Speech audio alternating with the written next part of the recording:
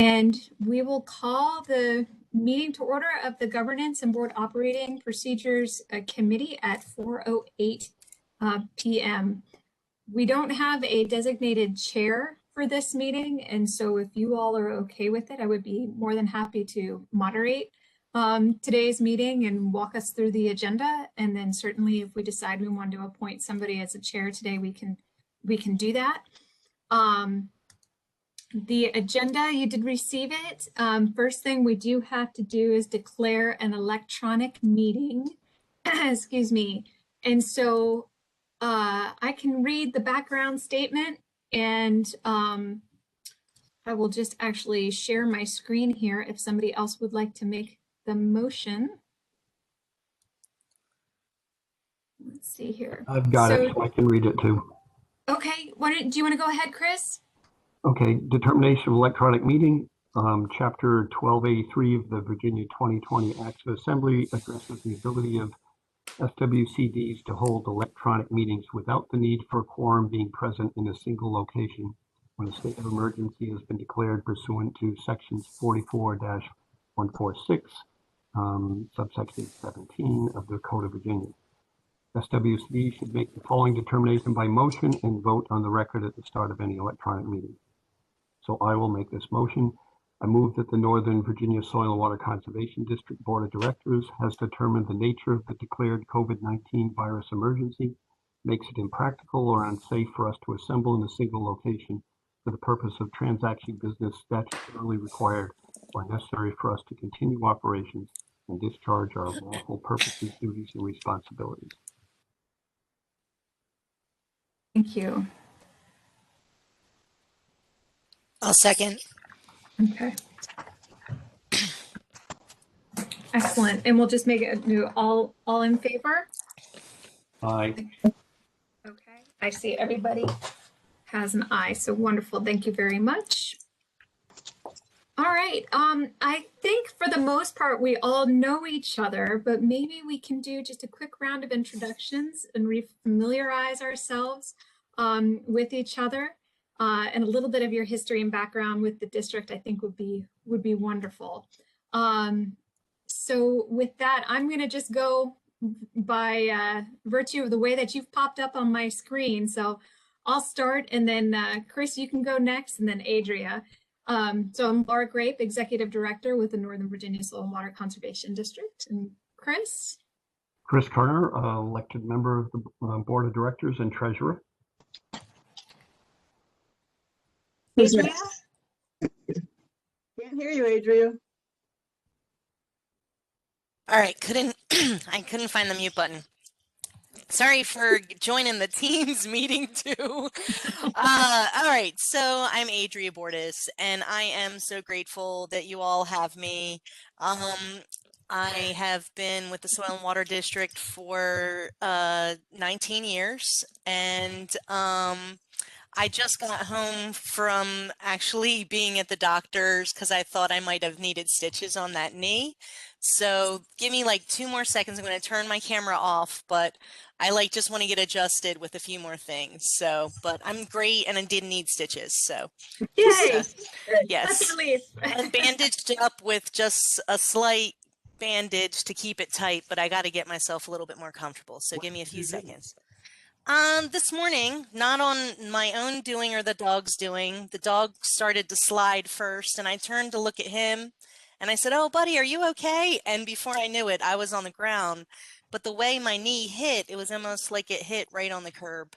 Oh, and so it was like, luckily I didn't have a hole in my pants in the knee, but it was pretty banged up. So once I showed it to a friend, he was like, "You need to go show the doctor." So you were more worried about your pants than your knee? Well, the skin that came off the knee and the pants, it was cute. So, all right, give me 2 seconds. Sure. Nice to see you all.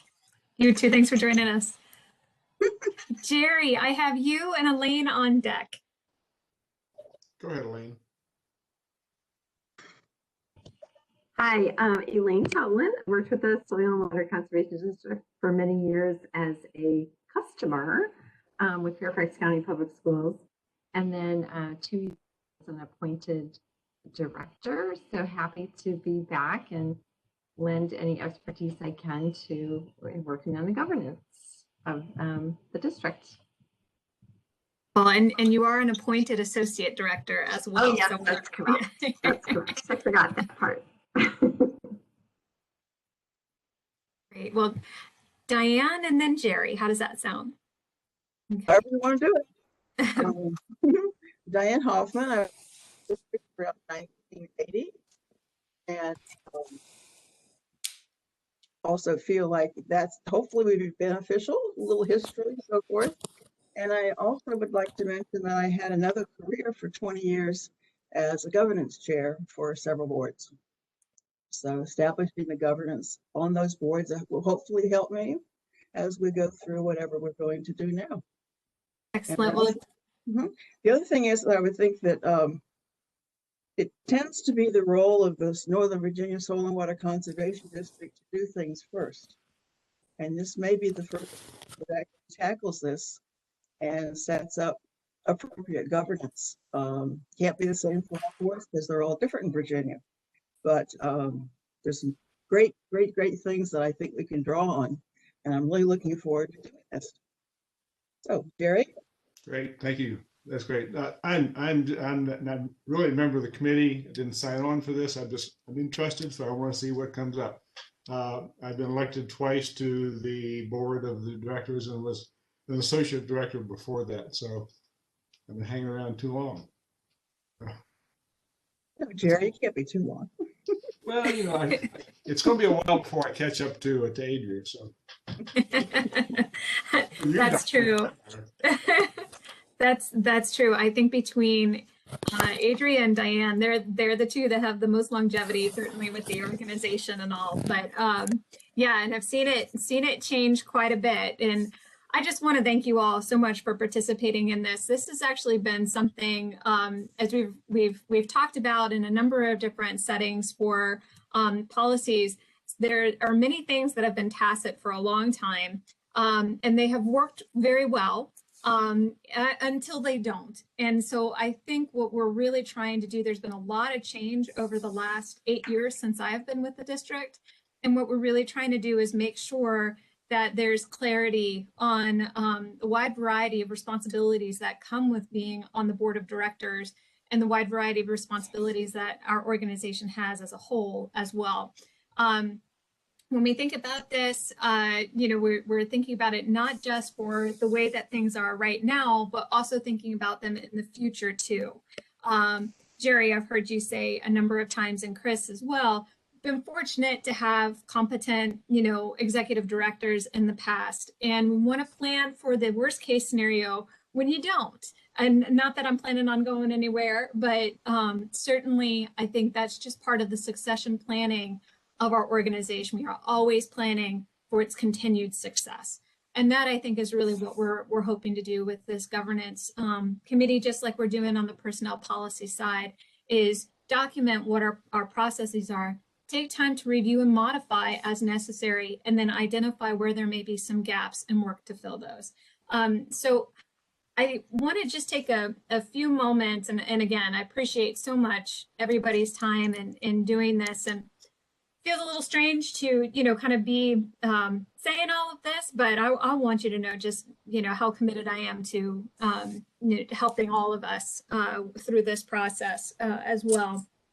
And I do want to take a little bit of time, as you noticed on the agenda, I have some time where we can all talk a little bit about our lessons learned from serving on boards, because each one of us has served on a board, whether it's our current Soil and Water Conservation District board or another one. And many of us have also served as on governance committees, including myself. So there's a number of different lessons learned that we can bring to the table at the get-go, and recognize where there are some opportunities to share some resources or share some of that expertise. Before I move on, is there anything else that anybody wants to add to today's agenda?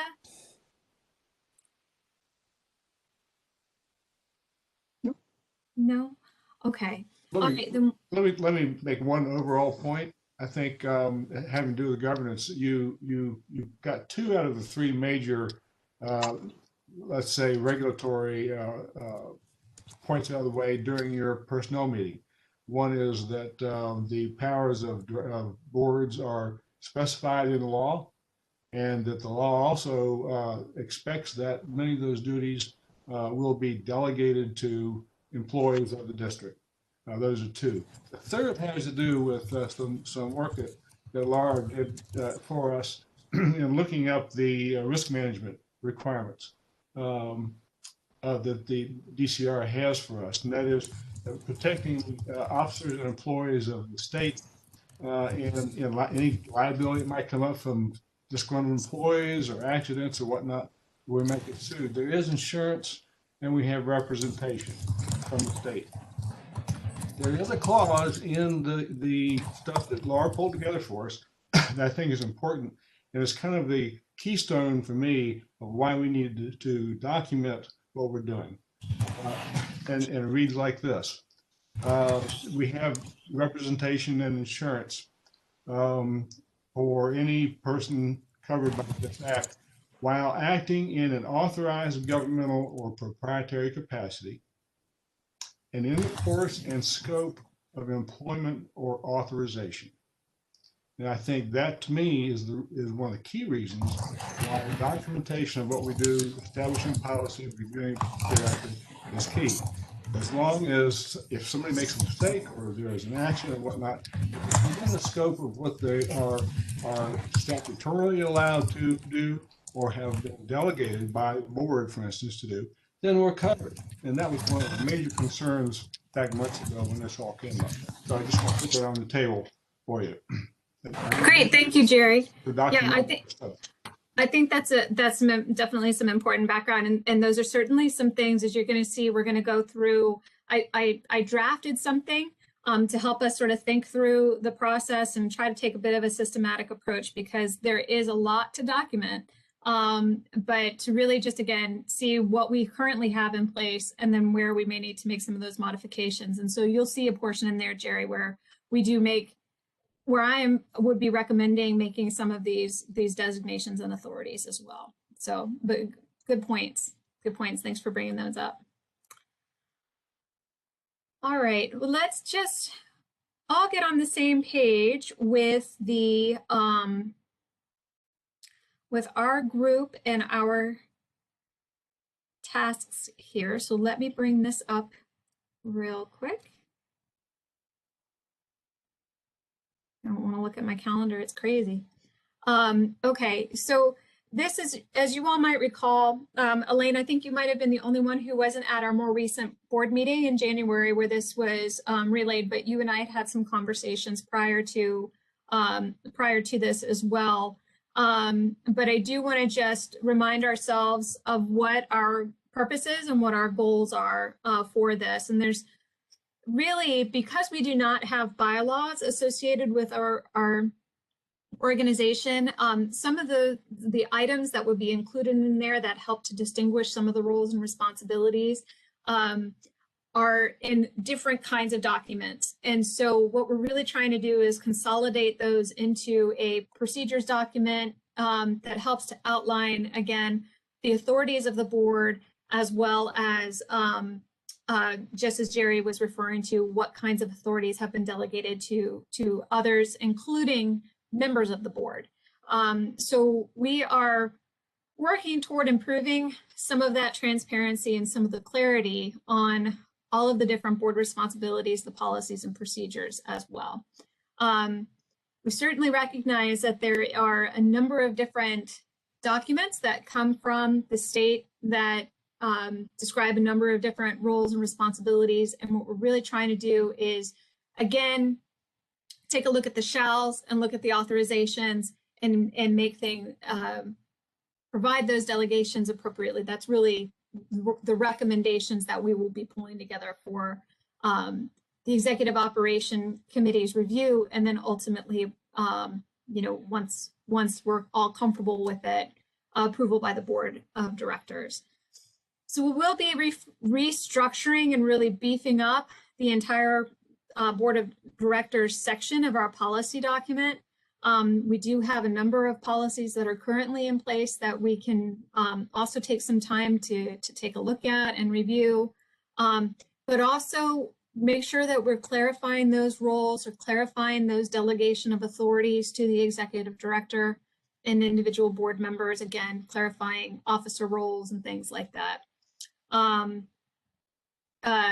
Documenting those elected and appointed directors, how we make those appointments. And again, these are some things that came up at the last executive committee meeting, where there's a re-emphasis on the nonpartisanship and independence of the board.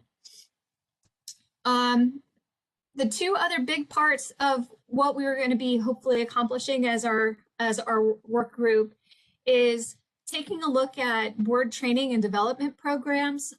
So the state association, DCR, the State Soil and Water Conservation Board, does require some trainings. And they include the orientation training, they include the FOIA training, and they include the Conflict of Interest Act training as well for the board. But this kind of goes beyond that. This is looking at more trainings just to ensure the high performance of our board. It can be all sorts of different kinds of trainings in terms of just board management, Robert's Rules of Order, all sorts of different kinds of things. So I look forward to really looking at this a little bit more closely and thinking about what we might want to do for new board members coming in so that they can be integrated into the culture of our organization, as well as, you know, things that we want to periodically bring up over the course of subsequent years. This will be important for us because we do have a heavy emphasis on training for our team members. And I don't want to lose sight that sometimes our board needs to have additional training and refreshers as well. And then finally, the other thing that we will want to take a look at is creating some criteria for a biannual evaluation of our board performance and satisfaction. And possibly even thinking about, I'm just going to throw this out there, but continuation of a governance-based committee, or at least on an ad hoc basis, where we can bring this information up and help to administer some of these kinds of evaluations. So it's just an opportunity to check in and to, you know, see if there's any sort of concerns or issues that we might need to plan for and address in the coming year. So our timeline is pretty constrained, if you will, but I think we can do this. We were looking at the possibility of having one meeting a month between now and June. I did suggest not having a governance committee in April unless it was necessary, just because it is such a busy month. But we can reassess that in March and see if it's something that we want to try to get on our calendars.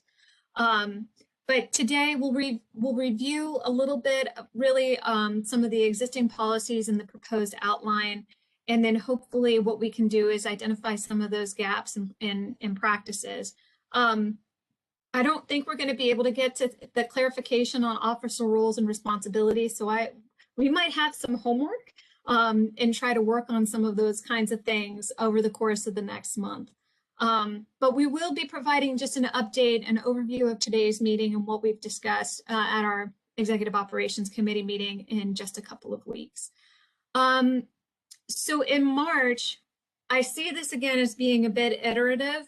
So we're going to be doing a lot today in terms of identifying some of those gaps, seeing what we already have.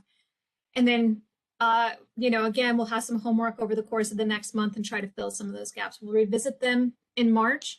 And really those will become kind of draft policies, draft recommendations that we can then take, and we can begin the discussion on training and development topics. And that, I hope, you know, folks will bring all sorts of ideas to the table. And I think with some of our, you know, Elaine, I think about you being on the Fairfax County Public School Board, that there's a wide variety of different trainings that you've likely had to go through. And it would be really interesting to hear what you found to be most beneficial as you've been integrated into that board. So we're really looking again at a monthly meeting between now and June. And one of the things that I'm hoping we might be able to do today is really just sort of set our schedule. As you can see, those meeting dates are, there's not a date associated with them. They're just a holder. And I wanted to see if this time on the second Friday of the month at 4 o'clock, does that work for just about everybody? Elaine, I see you nodding. I think it could. It may depend on the Friday. If we ever get to do anything on weekends, that may change. You just have to go out for dinner a little bit later on that Friday. Diane, you may be sharing something, but unfortunately you're on mute. Are you referring to then March 12th? The next meeting would be March 12th, correct? Okay. And then May 14th. Okay. Understand. And then, yeah, and then June 11th. Mhm. I think it worked for me. I don't have anything on those dates right now during this time, so I'm good. Okay. And you're anticipating that they will be virtual? Yes, I am. So what I will do this evening is I will actually set a recurring date and send out a recurring meeting notice to everybody so that it will just pop up on your calendar. And then of course I'll send meeting material prior to it. But yes, and they will be on WebEx. So that those times Trying to mess me up. with I meet with the superintendent every other Friday at 3:30. So if you just like today, we're gonna go like 4:03, here I go. But other than that, it works. That sounds good. And Elaine, if we need a little bit of a buffer, if you feel like you need a little bit of a buffer, I don't know how everybody feels about starting maybe, a half hour, 15 minutes later. We could certainly make that accommodation. Yeah, it will just be a couple of minutes. I mean, he doesn't have much time either, so. Okay. All right. All right. No, that sounds good. Well, and certainly we recognize that we're all keeping each other from the start of enjoying their weekends. So, I have a feeling we're going to be very on top of things. So good discussions. Okay, excellent. So it will be the second Friday at 4 o'clock, and I will send out a notice. Let me just make a quick note here.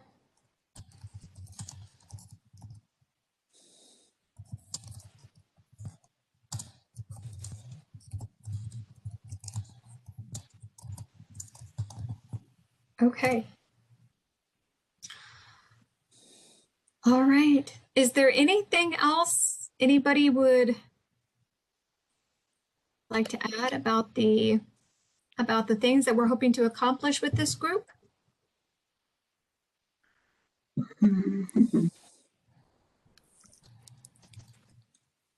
I think it also would be fair to say that knowing that there is often within 4 years or sometimes even earlier, it sometimes does take us time to get new board members kind of acclimated to procedures and how things work and where we really sit with the county and with the state and what we're really defined as. So I think that would be the first thing that I would like to make sure that as a group we agree that that's kind of how we work, to train people to understand that. And I think that people understand that a lot when they're running, but then they really don't understand it until they're really in it, kind of on the board. You know what I mean?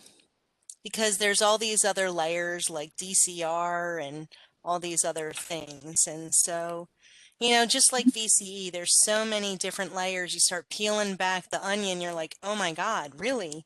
oh my, this is how, and you get questions like, oh, do you work at the Amazon campus? Yep. So like that sort of thing, like people might think that, Laura, you work at the Occoquan water facility sometimes or wherever, or are you a regulator? So I think that like sometimes that's one of the most important things in my book as far as new folks, and knowing that our board, and no offense to the current board members here, is not a young board either. And kind of making sure that we know that there's going to be those kind of rollovers, knowing that John has told us that he doesn't see himself being on the board, into his 90s as Gene was. At least that's what John's told me. So I'm just kind of, I'm glad we're doing this, but I'm also really knowing that our rollover and our chances of training a new board member and trying to define those roles is really going to be key in the upcoming years.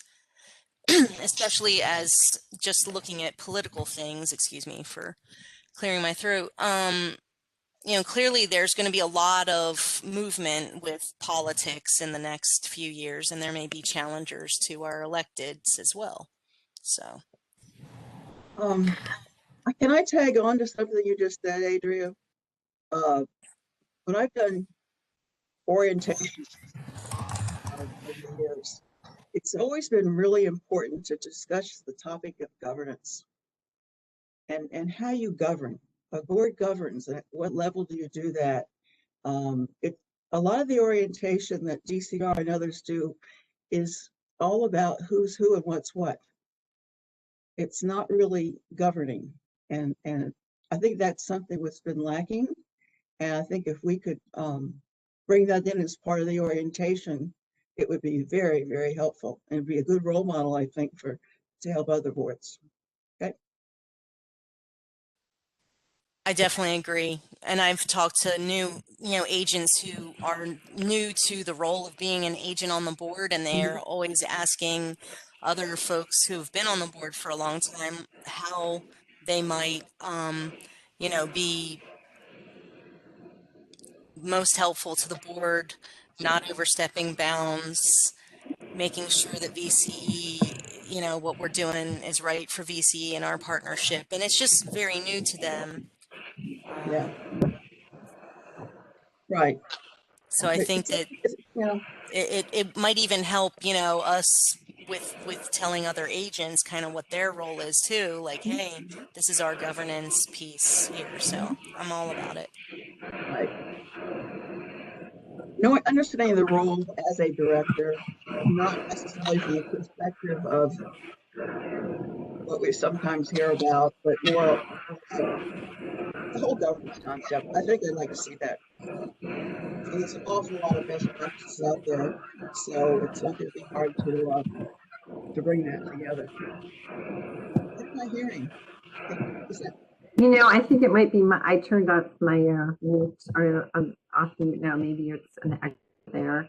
I just wanted to really back up, what Diane and Adria are saying. I mean, my biggest struggle on any board I've ever been on is sort of this: what's governance, what's operations, and what role am I supposed to play?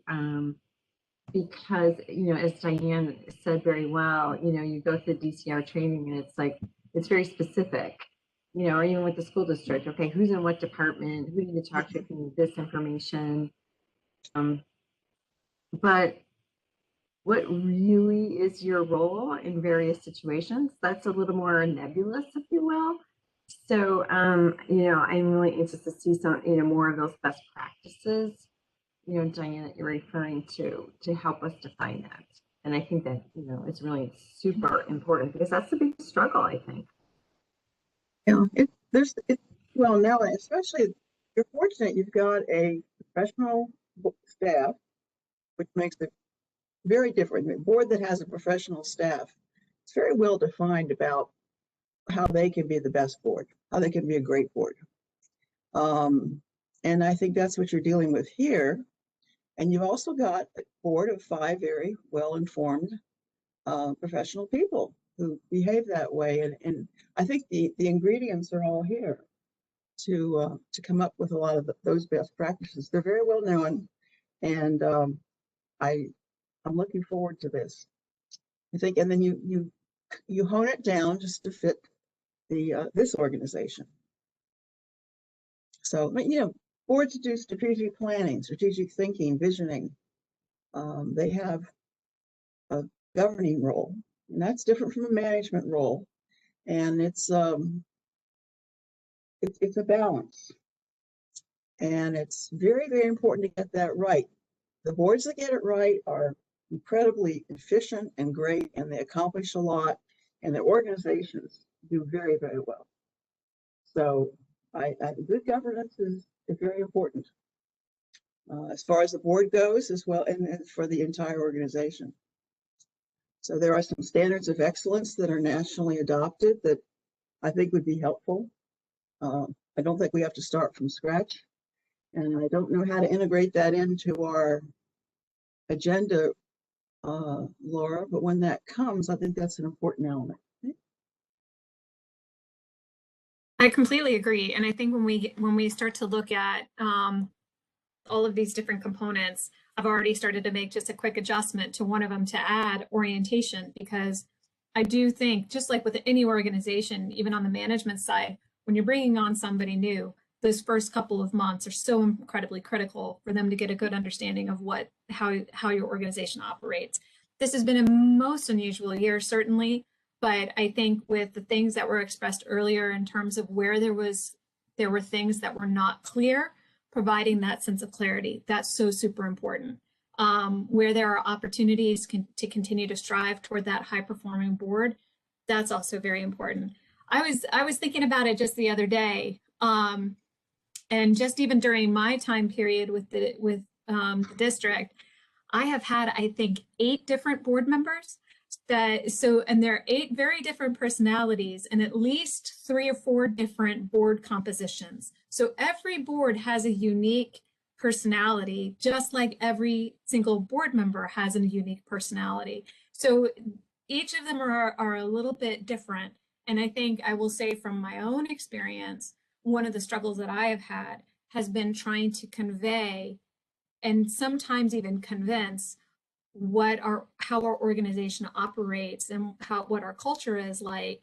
And it's hard because it wasn't written down. And the only references were things that were from DCR. And that's not the, so anyway, I think I'm just echoing what we're all saying, which is this is a very exciting process and something that I think is going to be very, very beneficial in the long term and meet some of the things that have been expressed already. Chris, do you have anything that you want to share at this moment? Not exactly, I agree. I think that one of the things in the board, and particularly with Jerry and I, bring a perspective from a business. And, I've presented and been involved with very high level board decisions with Lockheed, General Electric, and Chevron. And I got my MBA largely from long-term meetings with Chevron staff to understand how the bottom line of their business related to the environment. And I think that the business side of boards, as well as a public entity like the district, there are things that can be brought in to help clarify some of the roles and responsibilities. But, we'll talk about them as they come up specifically too. Okay, I agree. There's things to bring from everywhere. I'm also on a corporate board. So, but I think still that whole governance thing rings true whether you're nonprofit, corporate, or public. So Agreed. A lot of commonality.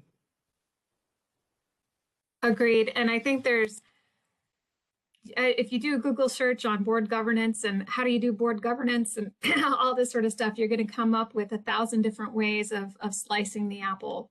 And so I think, you know, the approach that we're talking about with, you know, let's bring all the ideas to the table and see what we need to do. We can always call back. And certainly want to recognize as well, just like we're talking about with the personnel policy discussion, this is a working document. This is something that, you know, we're trying to establish, we're trying to start. And I hope that we can continue to review, that it becomes something that's an integrated part of the organization. And if we need to refine, if we need to lighten up later, you know, that we have the ability to come back to it. So we're giving it our best shot. And I think that's going to be pretty darn good. So great. Okay. Can I Well, ask a question? hold on, Elaine and then Diane. I was actually going to ask Diane a question. You know, when you were talking about some of the best practices, and I'm sure, you know, like Laura was saying, if you Google, you know, best practices for governance, you know, tons of stuff is going to come up. So I'm interested in your experience, if you had particular references that maybe you could share with us, you know, that you have found most helpful.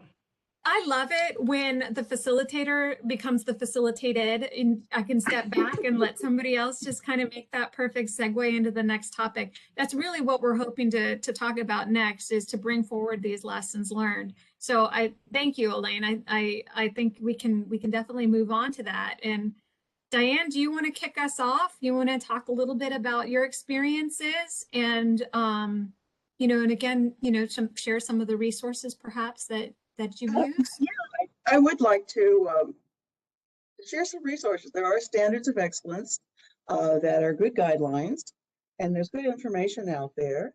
The board really sets policies is what it does. One of the major things it does, strategic planning, and of course there's others. The board as a whole has the role of oversight of the executive director. And there are really some good procedures and policies behind all of these things, how you handle them, how you do it. How does the whole board evaluate the executive director? There are some really good ways to do this. And it's not an individual's job, it is the board's job, and some good procedures and policies for that. If there aren't some already, we can come up with some to look at, to draw from.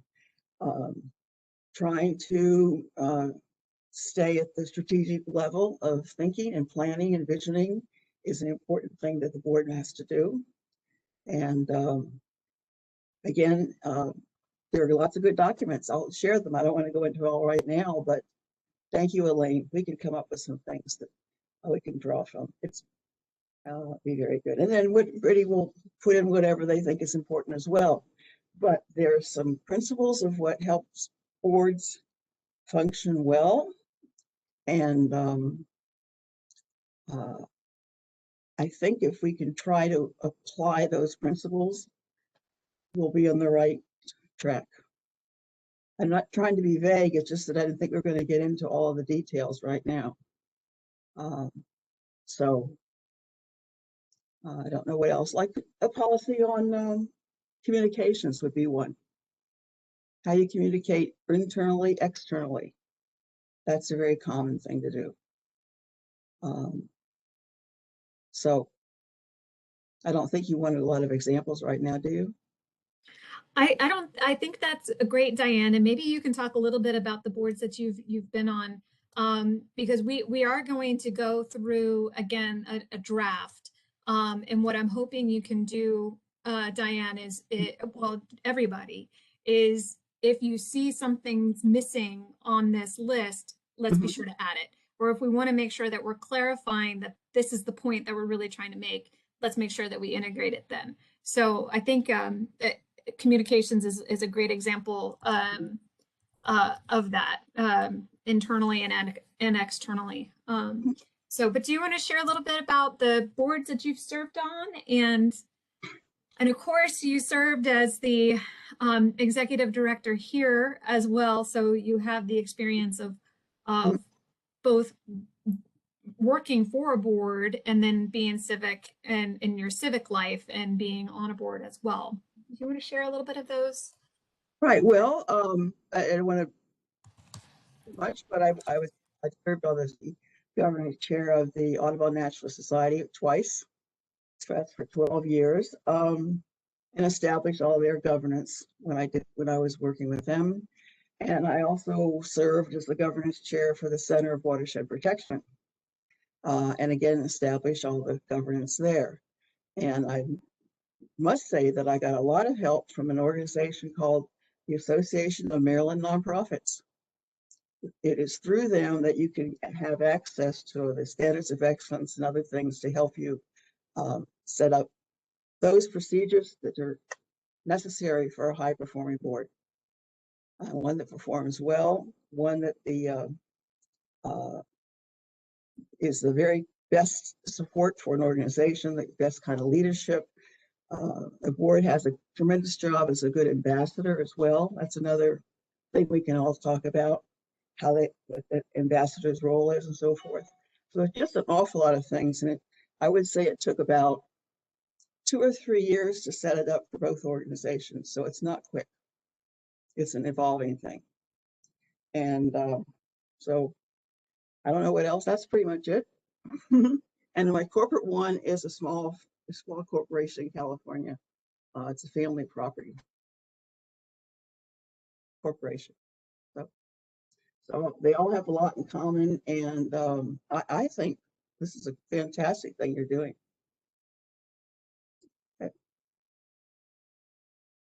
Sorry, I'm muted and typing and trying to facilitate all at the same time. So thanks for bearing with me during the awkward silences. That's great, Diane. I mean, I think we're going to really, again, there's great talent among this committee, and I'm very excited about, thinking through some of these critical things together.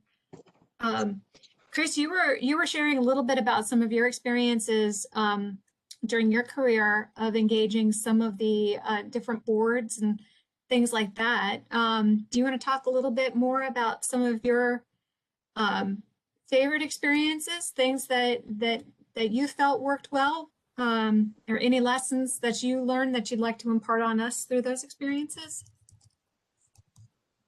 I can't think of anything specific. A lot of my interactions on the corporate ones were obviously very isolated, although I was on a committee with the president of Chevron and their chief outside counsel to look at responses to Superfund sites across the country. That doesn't have a lot to do with governance, but it was directly related to their board. And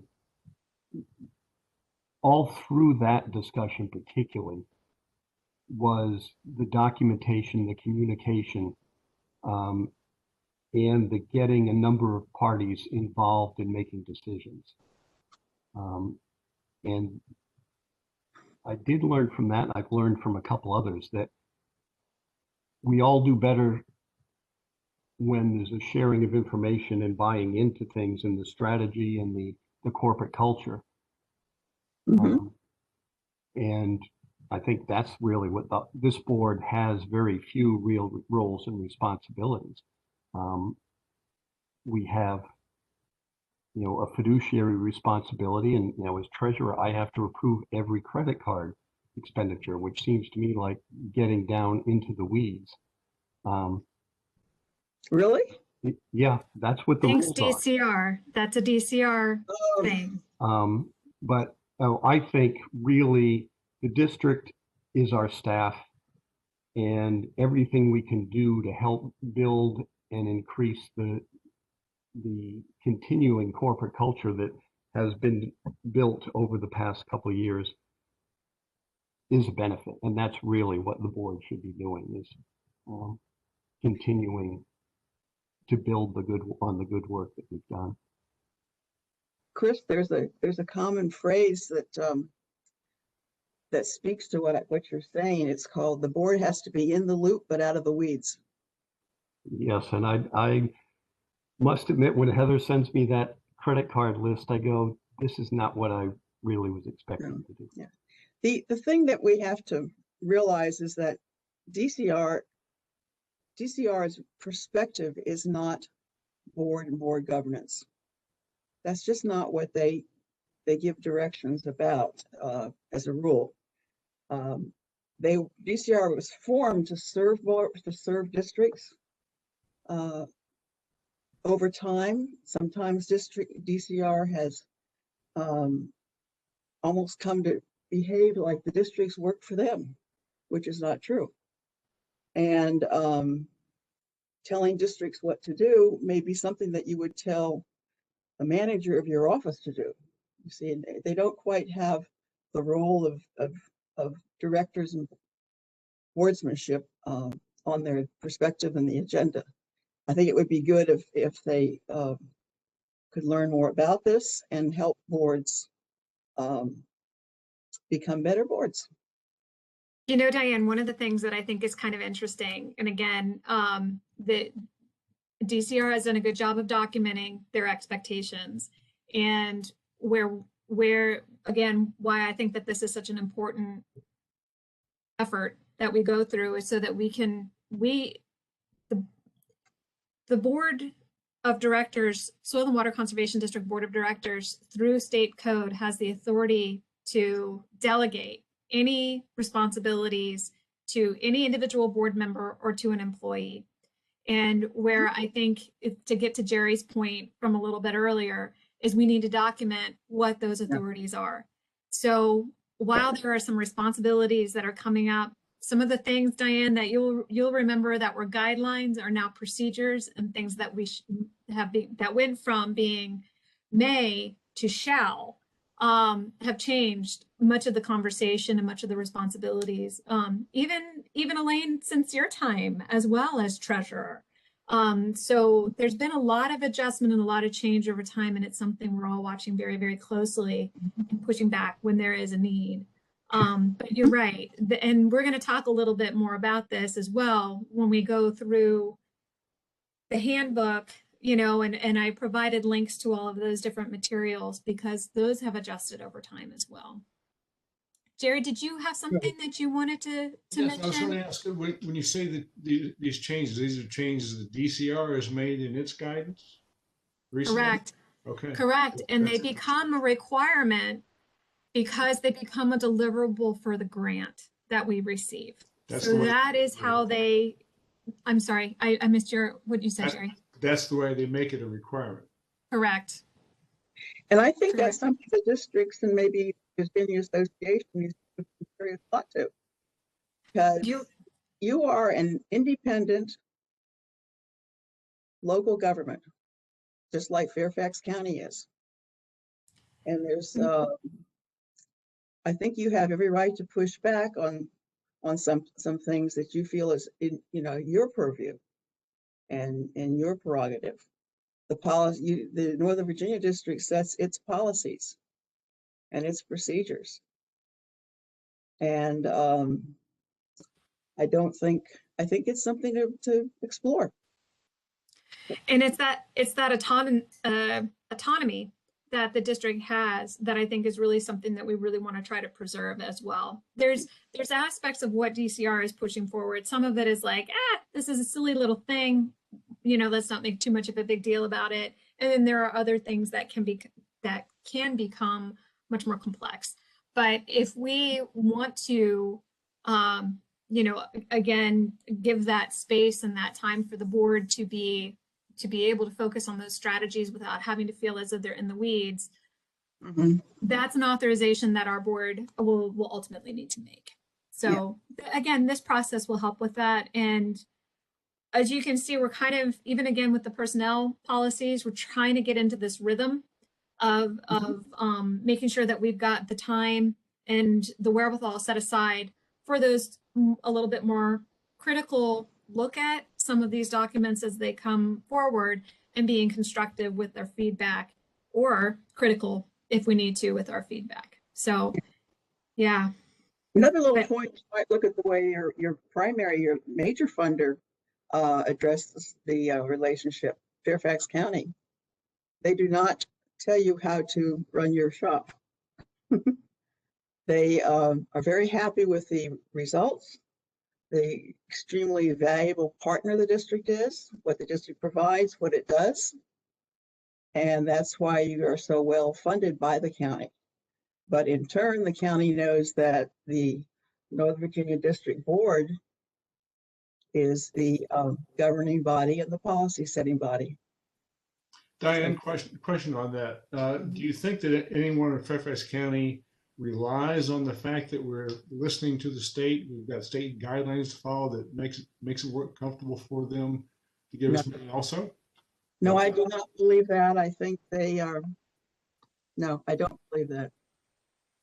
I might push back a little bit, Diane, on that one and say that I have acknowledged the fact that we are audited every 2 years. Okay. That has helped with some of those kind of things, that we do have fiscal, policies in place and things like that. I mean, those kinds of things, which are not necessarily requirements. There's a little bit of juggling here because, as Diane was referring, sometimes we do things and we do them because they're good business practices, and then they get adopted by DCR and everybody else has to do them. So it's something that kind of, comes up from time to time. This is another great example. We see a need for again, clarification. And so we're moving forward on developing this documentation, which will likely become a model for other districts to follow. And they're going to have to modify it based upon their culture and the way that they operate. Mm-hmm. But because of the complexities of our organization, it's certainly something. But to get back to your question, Jerry, I think that it has not necessarily come up specifically in regards to, because DCR is your oversight agency, we've got full faith that you're doing everything correctly. We have to still prove that if there is ever a need. But but just like Diane was talking about, we provide a quarterly report. There really isn't a whole lot of conversation that goes on. Sometimes we might need to provide proof of liability insurance, and we can do that. But that's really it. Yeah, they know it's a well-run organization. In fact, they've told us over and over when we present the budget, they probably is one of the best, if not the best one they get from a contributory agency. It's completely above board. So they say it's obvious to them that the district has some very good processes, policies, ways of doing business. So it's appropriate to say that it's a good practice to have a good personnel handbook, but the county's not going to even ask you if you have it or tell you how to do it. They're going to be pleased if you've got that policy in place.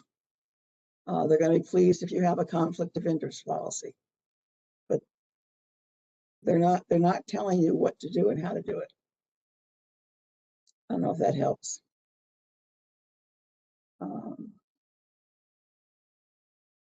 So anyway, I just say it's kind of a really difference between the way the two funders see the district.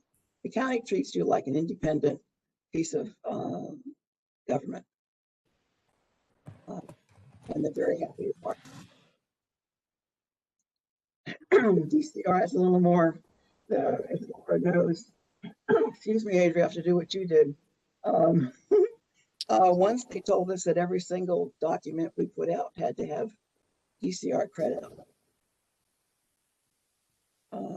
I think that's going a little far. That's when they were giving us about 5% of the budget. So I think everything they say is not necessarily something you have to say is the absolute best thing. So I'm not really putting down DCR, okay? I'm just saying their focus is quite different than maybe it should be sometimes. Diane, that's a good point. I've spent a lot of time in the last year reading through DCR's guidance on how it applies to what we're doing here. It's a tough job because on the one hand, they have sophisticated populations, sophisticated employees and a competent board here and maybe a couple other counties. But, Debbie or the comparable people throughout the state are dealing with a whole range of competencies out Yes. there.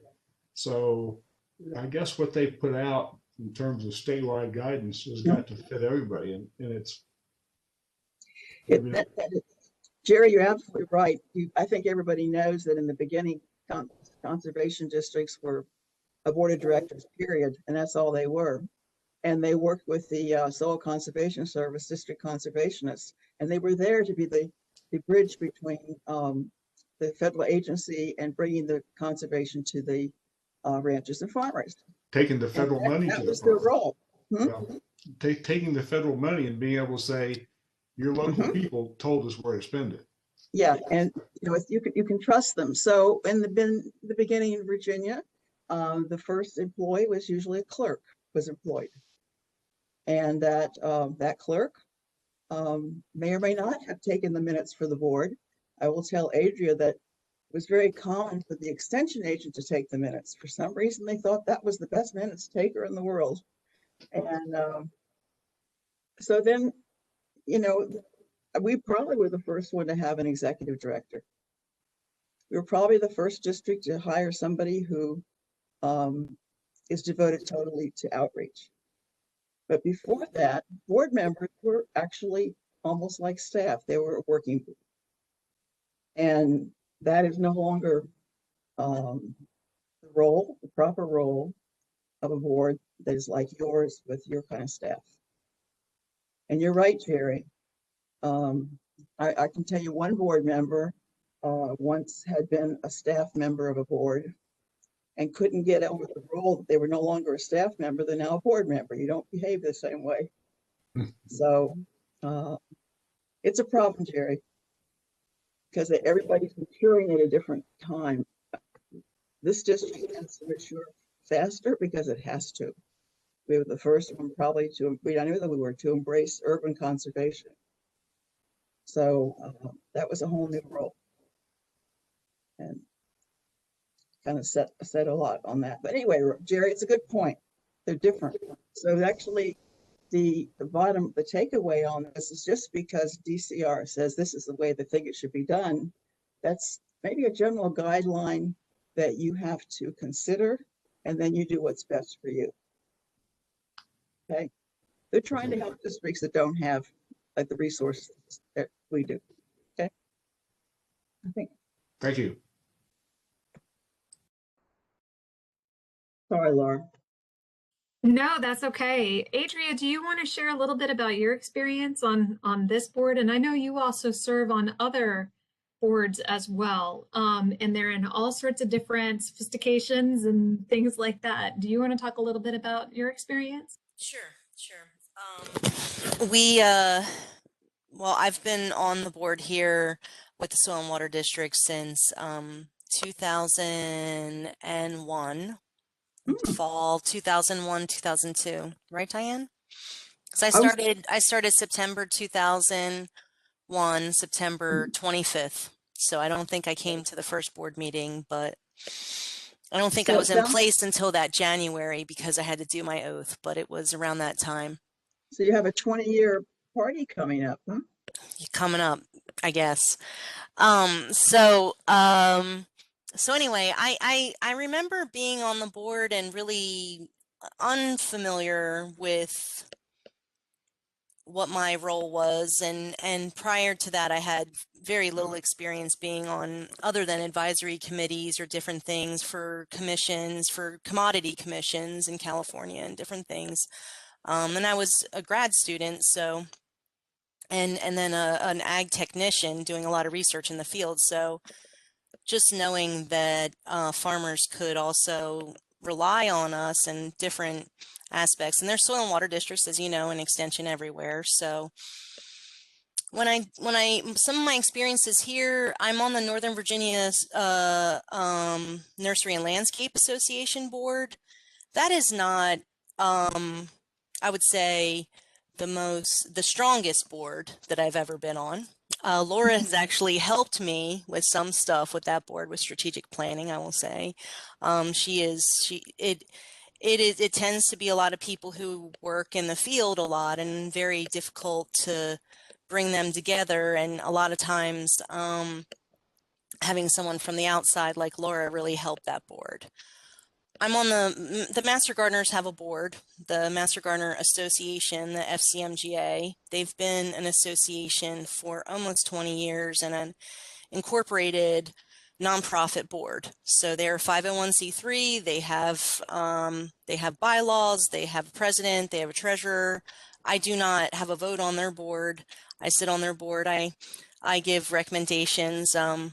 I also feel like I work for that board. I also feel like sometimes I am that executive director for that board, even though I'm not. The roles sometimes are twisted and sometimes can be challenging, and I definitely know that.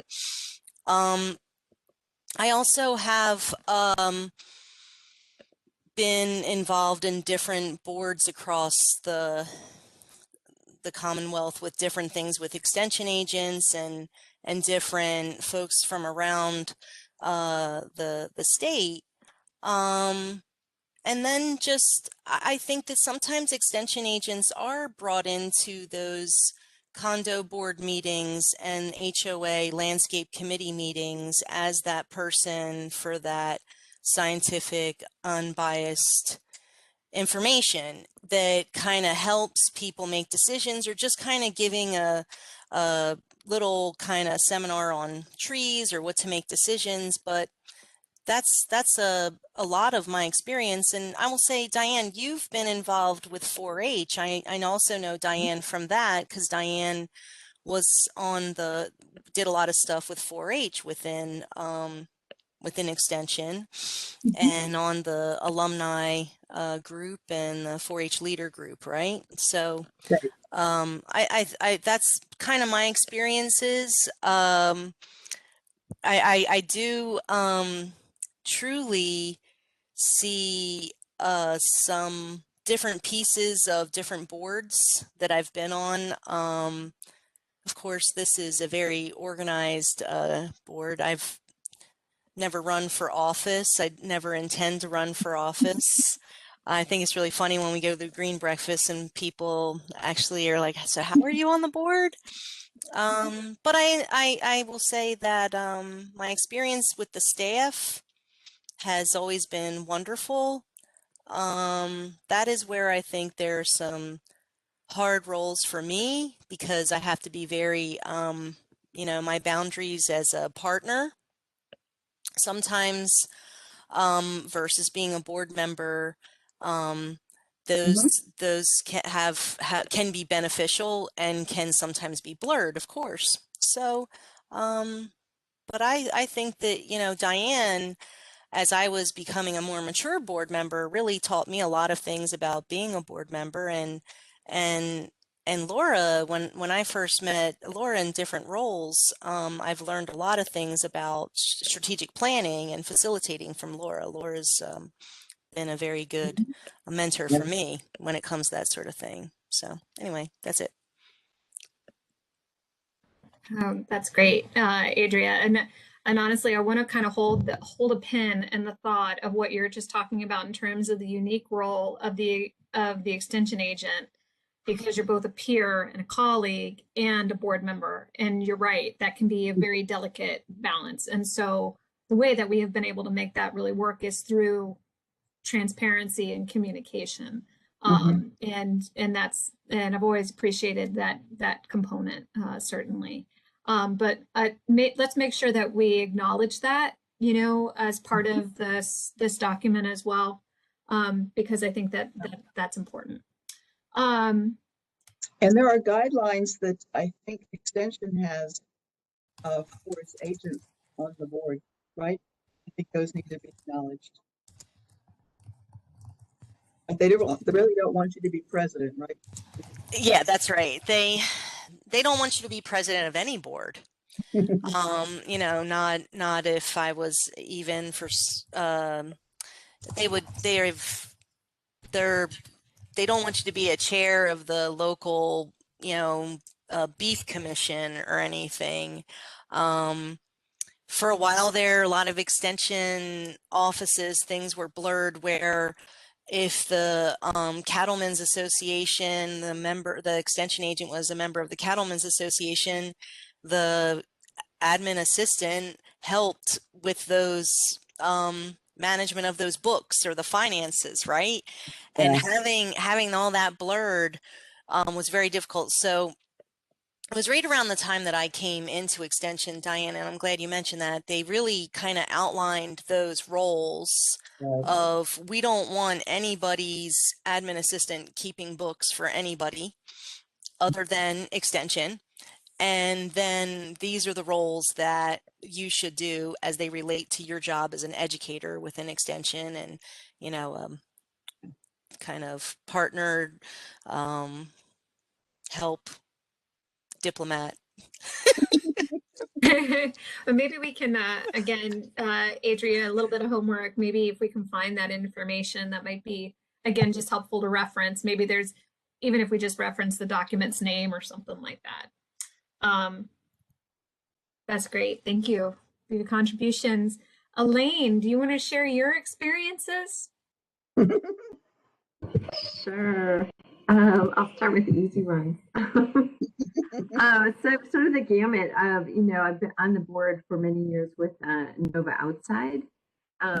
You know, and so that's an organization that, you know, I started with several other people. So we built the whole, you know, the bylaws, you know, like everything around it, and recently became an official 501c3. But that's kind of a different situation where it's very small. And so the board members are the staff at the same time. I mean, we sort of divvy up things and, you know, everybody has, you know, their particular area that they're working on. So that is one that, you know, it's just a different sort of mix, right? Then, of course, I had my time, you know, with the Soil and Water Conservation District. And again, you know, I think because like we all get on a board like that, it's just being appointed, you know, because of a certain level of expertise that you have.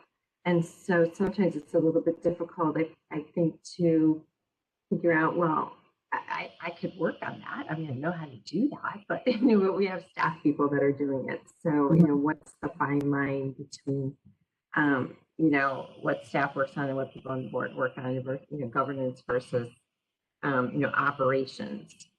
And so, and now I sit on the county, you know, public school board, which, you know, so it's a very another kind of experience where, you know, just the breadth of topics and the amount of information and things that we're dealing with on any one day, and then of course COVID-19 on top of it.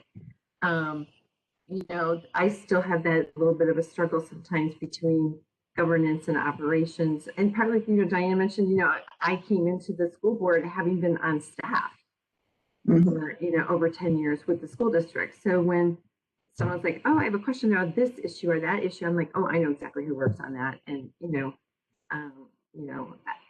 or I know who in the organization to go to. But, you know, as a board member, you know, we have very strict, you know, procedures that we need to follow to, you know, reach out to staff.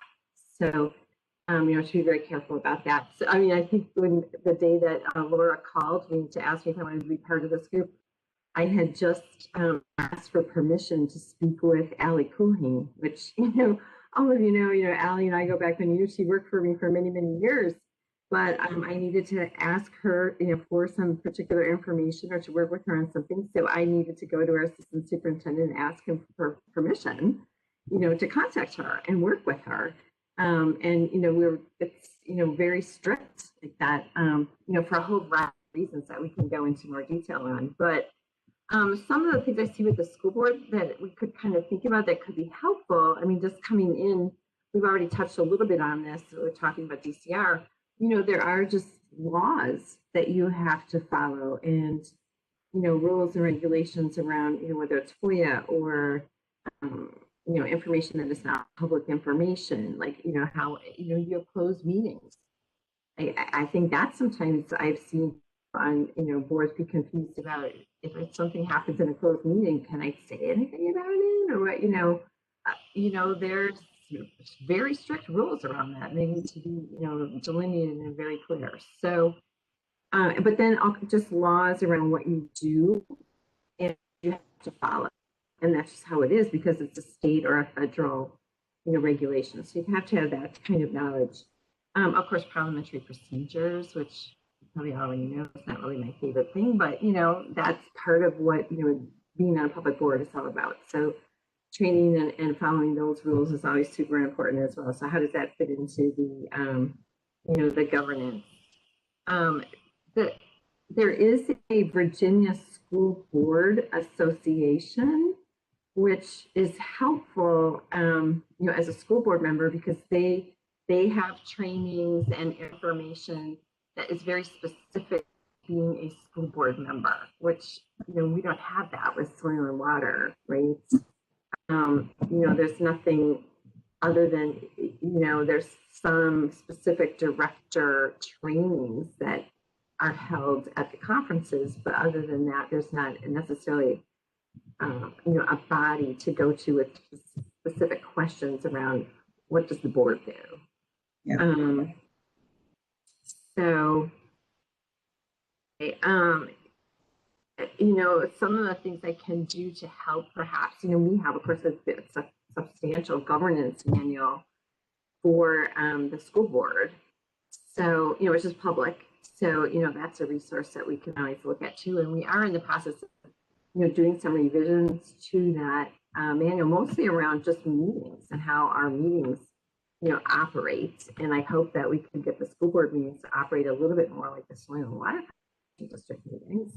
But I mean, even, how do, board members interact or, work together at the board table, I think is, also important information. So anyway, I feel like I'm kind of rambling, but, lots of different, pieces. But I'm really interested in looking at these best practices around governance because I think for myself and for most of the board members with the struggle between, keeping your hands out of the nitty-gritty operational detail and letting your expert staff actually do that work, but being there to, as an elected official, to let people know, well, here's what the public needs, or here's what the public is thinking, and helping to set policy around thinking versus but setting the policy and then letting the expert staff that you have actually implement the details. So That's good. hope that's helpful.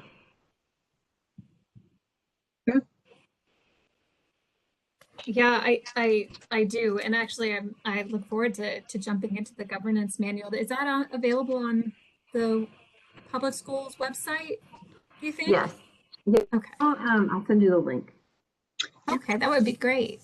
Because I think there's just as Diane was mentioning from the get-go, there are resources that are out there that we don't necessarily need to recreate the wheel. And I think as we go through the document that I prepared, we're going to find that we've actually got a lot of things already. We just need to knit them together. And then, just focus our time and attention on making modifications or filling in those gaps. I wanted to just share a little bit of my experience. You all know me as Laura, the Executive Director for the Soil and Water Conservation District, but I also served as the Fairfax County representative to the Nova Parks Board. That's Northern Virginia Regional Park Authority Board. And I served on that board for about 2 years, and I certainly understand, from the board's perspective, there's all sorts of issues that come up, and you're supposed to have conversations, and you're supposed to be passionate about what it is that you're trying to promote. We ran into situations just like all boards do, and the one thing that we didn't have was governance documents. And so during my tenure with that board, I actually also helped to prepare the governance handbook, our board handbook, which is right here. And it's not a small document. It's a rather large document. It's over 52 pages long. So as Diane was mentioning, you know, it's going to take some time to get all these pieces together, but it's a great learning experience. And that's, again, one of the things that I'm really excited about, and why I was really trying to be quite formal with establishing a committee for this, is because it's a shared learning opportunity for all of us, to work together in creating a document that, again, is forward thinking, can be based upon lessons learned in the past, but certainly is forward thinking and just continuing to move forward. So it's kind of interesting, to be quite honest. I shared a number of the policies and things that we did and our experiences here with the Soil and Water Conservation District at that time too, in terms of how we operated. Yeah, I mean, it's been very beneficial for the operation of the Nova Parks Board, and it's something that they continue to refer back to.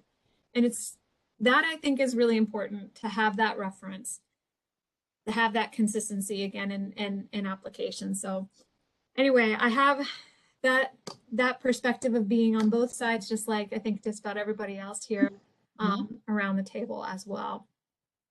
So Jerry, is there anything that you might like to add? I know you're a guest. I don't mean to put you on the spot. You might just be enjoying listening, but I am enjoying listening and learning. And I just very briefly, I've never worked with an organization that had a board. My experience has been a couple jobs with public jobs don't count, but most of my career has been with environmental consulting firms. And the people who ran the places were the officers of the organization, and the senior people they relied on to run projects. Everything we did was project-based. You either marketed it, you did it, or you reported on it. That's all we did. So we didn't have a separate board. In fact, in my last firm I was with about 10 or 11 years, we had a saying. Said, if you can't do it, you can't manage it. That's an environmental consulting firm. That's what we do, is we use that expertise. But I think this, and that's kind of what molds my thinking about my role on the board, what it could be, what it ought to be, is that I kind of want to know, I'm in the weeds. I like the weeds. The loop is fine, Diane, but kind of like the weeds, and I miss it. So my perspective is a little different. I think that maybe some of the business practices that consultants use in terms of how we track hours and stay on top of it. If we didn't track hours and bill them correctly to clients and do it in an upfront, transparent way, we weren't in business any longer. I don't think it applies to a public agency like ours, but nevertheless, I think the principles are there. Doesn't speak to governance, but in terms of where I'm coming from, I think consulting firms live and die by whether they bring work in, do it well, and well enough so that the clients come back. And that's what I want to see us do. I think our clients do come back. Certainly Fairfax County does. And I'd like to see us develop more.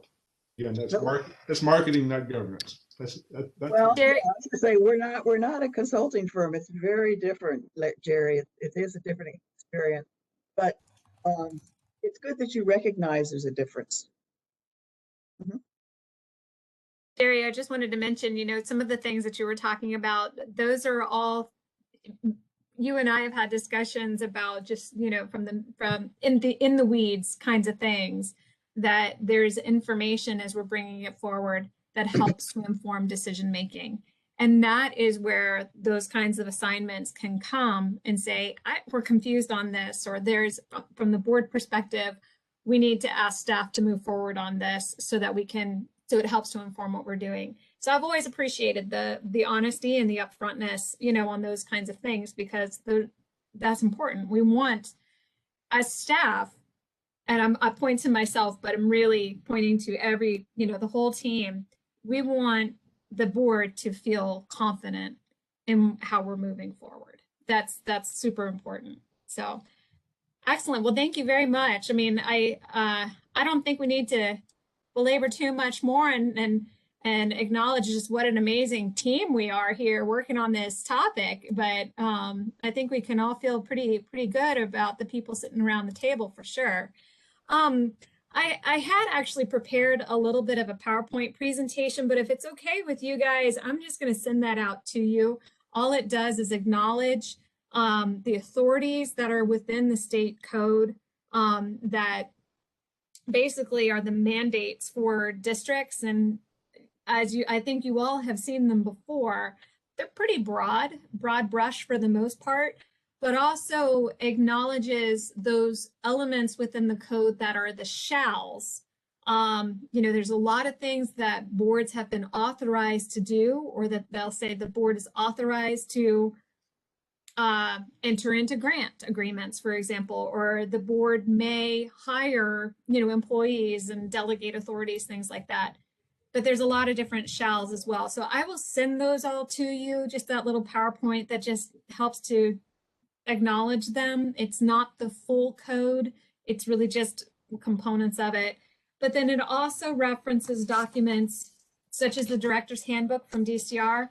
And I have to admit, as I was looking through this, the beginning part of this Director's Handbook is really a lot of what we're referring to. There's a couple of things in here that really are good ways of just explaining. They're very simple, ways of explaining. For example, let me give you an example. Oh shoot, I can't find it. But anyway, that we're going to have a quorum, and the intent is to meet at least 75% of the regular board meetings. That just as an example. So, but anyway, it's the links are also in the agenda. But what I'm hoping we can do maybe for the last half hour, if you all are okay with this, is go through that draft document and take a look at the different components. And then again, let's add more. Let's add it all right now. What document are we looking at? It is the draft governance and operating procedures. I will bring it up here. Let me open that. That's something you sent out earlier? Yes, I did. I sent it earlier today. I didn't get a chance to read it before. Not a problem, Diane. Let me open it and we'll walk through it together. This one. I printed it, I just didn't absorb it. What is this? What? You don't like looking at tables with X's and source material and blah, blah, blah. Let me. So this is a draft? I gotta put a title on here. I do, but if I did that, I'd have to add another, break in the page, and it would have messed up my beautiful table. Okay, so this is the elements. Oh, I'm starting to get it now. Thank you, Laura. Not a problem. So let me go through this. So I believe there was a document that was developed by the Minnesota Dakota County Soil and Water Conservation District, and some of the items that are in here were pulled from that, but not all of them. There are definitely some things that are unique to our district, and again, some of the things that I'm hoping we as a group can identify as additional needs. So the way that this is broken up is really, I tried to group them into sections, if you will. So everything from transacting business, where we talk about the board's organizational structure, which would be that we have a 5-member board of directors, 3 of whom are elected during the general election cycle and 2 that are appointed, with 1 being the Virginia Cooperative Extension agent. So that language really is from the Virginia Code, that it's pretty well spelled out there. And we can specify anything else, for the district as well. The board responsibilities, those are really the, the mandates, the true governance side of things that we have in here as well. And there may be some other things too, which will, as we get further down in this document, we're going to see there are some unique things to our district, such as the Lake Barcroft Watershed Improvement District that our board oversees, and the PL 566 program, and a couple of other programmatic kinds of activities. So don't want to lose sight of those. We have board vacancies and nominations. So there is a process that exists, and DCR does have some guidelines associated with that. But we really need to just, actually, this probably should be modified. We need to just acknowledge what our process is in terms of filling vacancies and things like that. Succession planning for board members, we don't have any information really on succession planning. How do we glean that knowledge? We talk about officer duties here in a little bit too, but the way that we have been set up is that we've got a chair, and sometimes that chairperson stays there for a long time. And how do we bring up that next person? I think a lot about the state associations process, where they've got their current president, and then they've got the first president, and then they've got the most recent president. So because they're a large board, they have that flexibility of being able to have numerous people sort of playing roles and kind of creating this mentorship.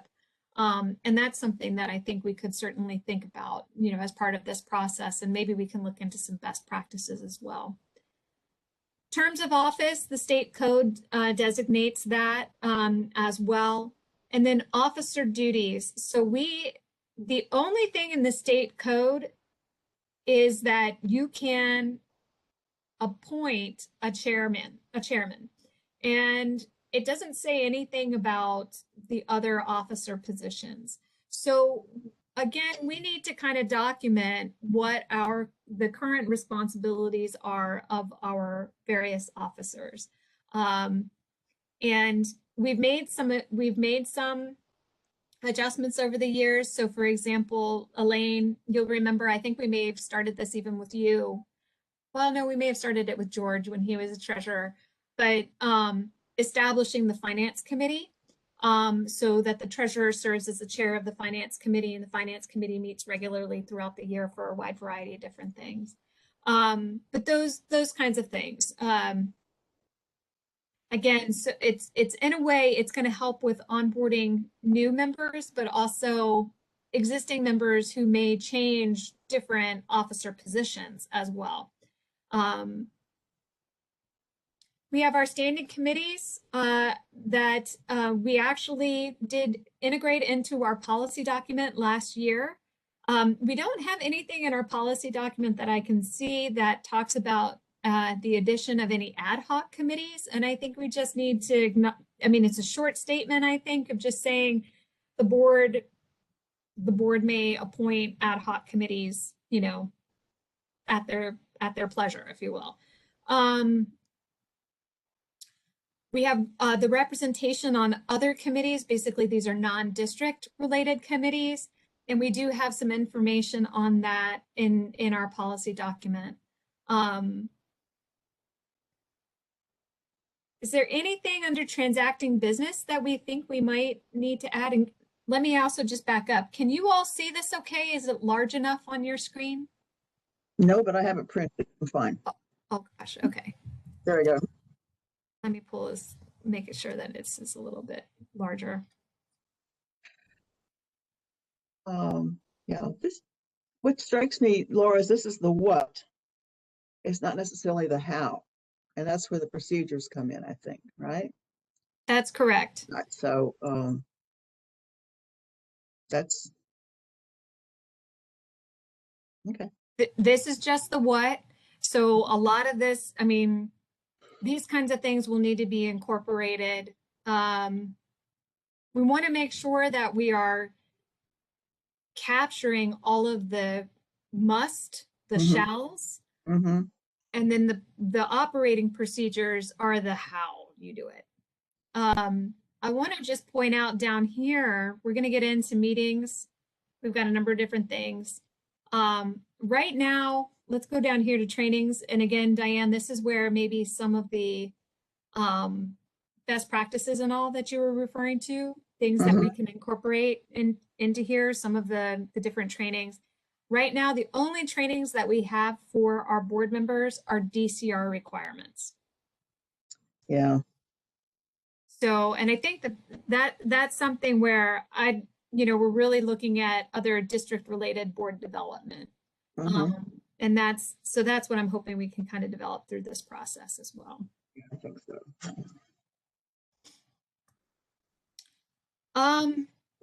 so. But is there anything else that anybody would like to make sure is captured in here under transacting business?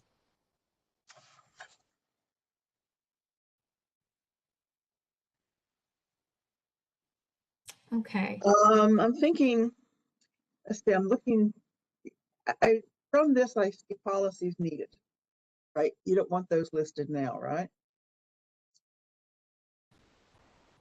You see policies needed where it says develop. I'm sorry, I should have explained. Oh, I see. Okay. So there's three little check boxes here. One is that we have information that exists for that particular topic. One, we have information that exists and would need to just be slightly modified for that particular topic. And then we don't have really any information and it would need to be developed. Okay, I think one thing that we've always needed and we've worked on, I've done it and for other organizations, is the process for bringing on associate directors like that. That would be under nominations? Yes. Okay, I mean, that usually has to get done.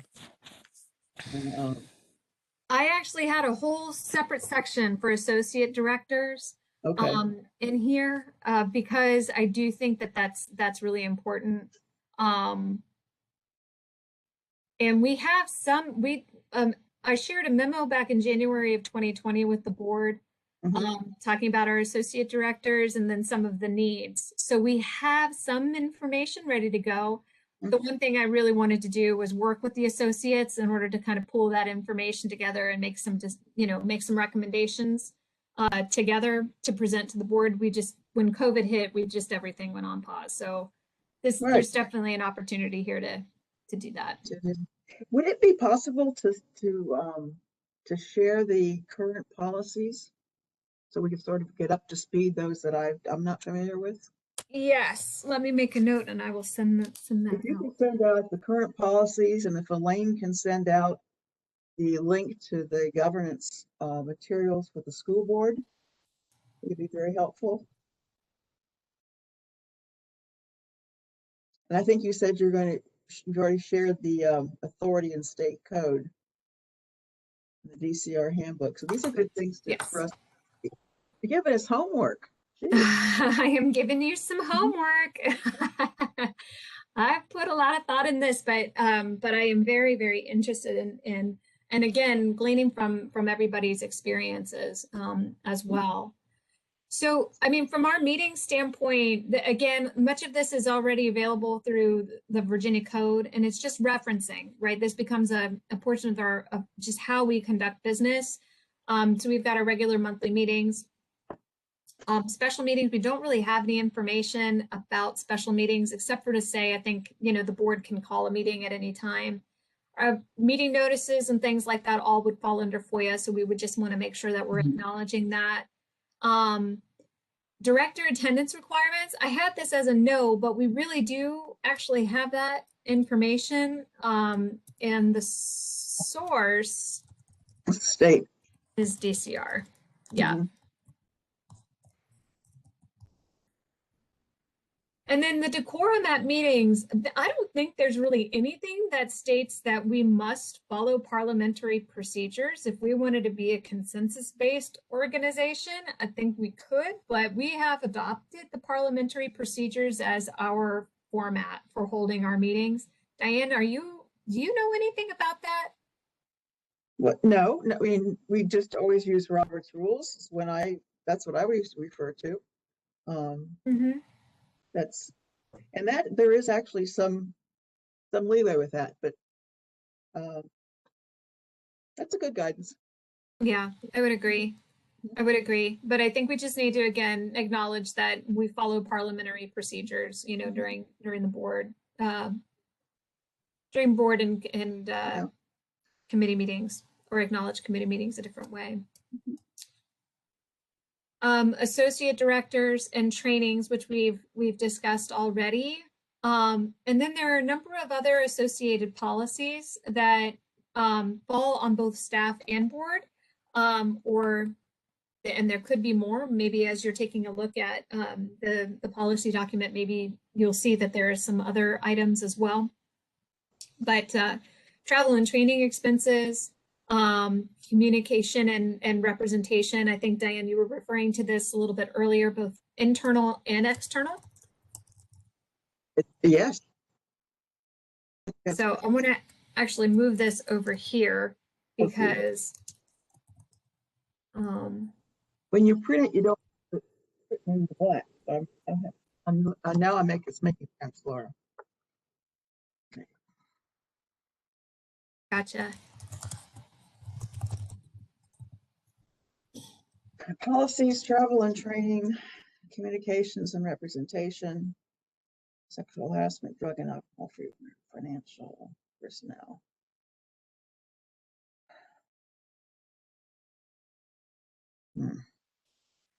And this section down here, this policy section, is this more of a staff, board, everyone, associate director? That's where we're going to put that bucket, all policies there. So where you have it above there in the first section and says more stuff about board. So all this other stuff is for everyone. Exactly. So this would be probably just a list. So if we were to incorporate this into the operating procedures, and you guys can jump in here and say, no, that doesn't sound right. But what I'm thinking is that it would simply state that board, associates, and staff all follow these same procedures, and it would just be bullet points with references to the policy document.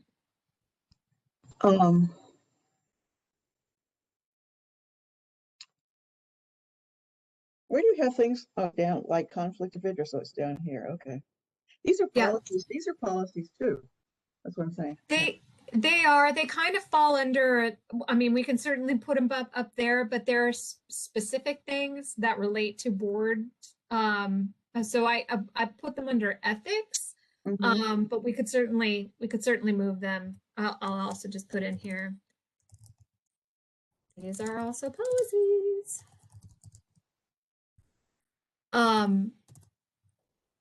But these would be things like the Conflict of Interest Act, the Freedom of Information Act, records retention, gifts.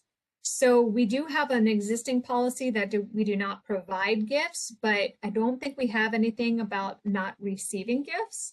I remember when I was on the Nova Parks board, we did have to submit a disclosure. This was shortly after Governor McDonnell situation was going on down in Richmond. And so we had to provide an annual report of the receipt and amount of gifts that we received.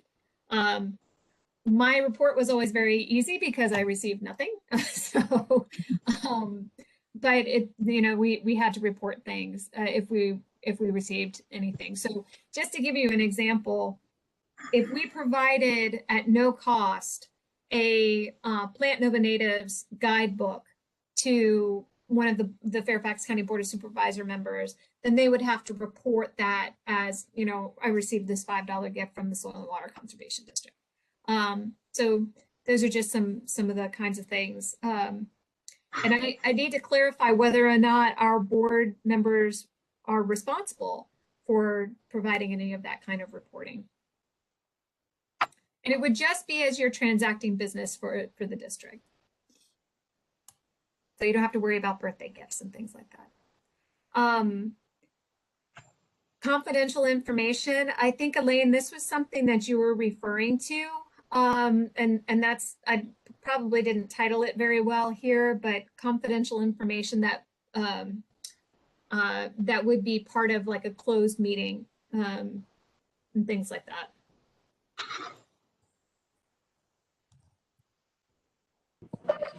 Laura, can you go back to, I'm sorry if I missed communication and representation. I know you say that we have existing information for that. Does that cover, like a board member emailing somebody in the community, for example? Yes. With information. It Social. It is more of representation of an individual perspective, but representing it as a perspective of the board. Does that make sense? So the policy itself relates to how, if you're out communicating with the public, but you want to represent your homeowners association, but that you need to state your appropriate representation. Does that make sense? I probably didn't explain that very well. No, it completely makes sense, because there's always a danger of it when you're on a public board. Whatever you say, people take as the board position, right? So you always have to be so careful about that. But yeah, so I'll be interested to see what we already have, because you have it exists. And also, I don't know that the Soil and Water Conservation District Board members to date have used a lot of social media, but that might be even something to, talk a little bit about, if somebody has a Twitter account, if you put something on Twitter, people think it's a board thing, I don't know. So then you might want to have some thing around social media use. I agree. Yep. It's a really good point.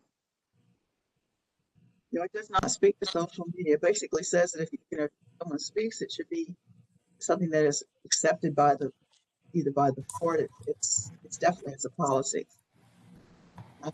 And you can't just speak as a board member to public and represent it as the board perspective, unless it is the board's perspective. So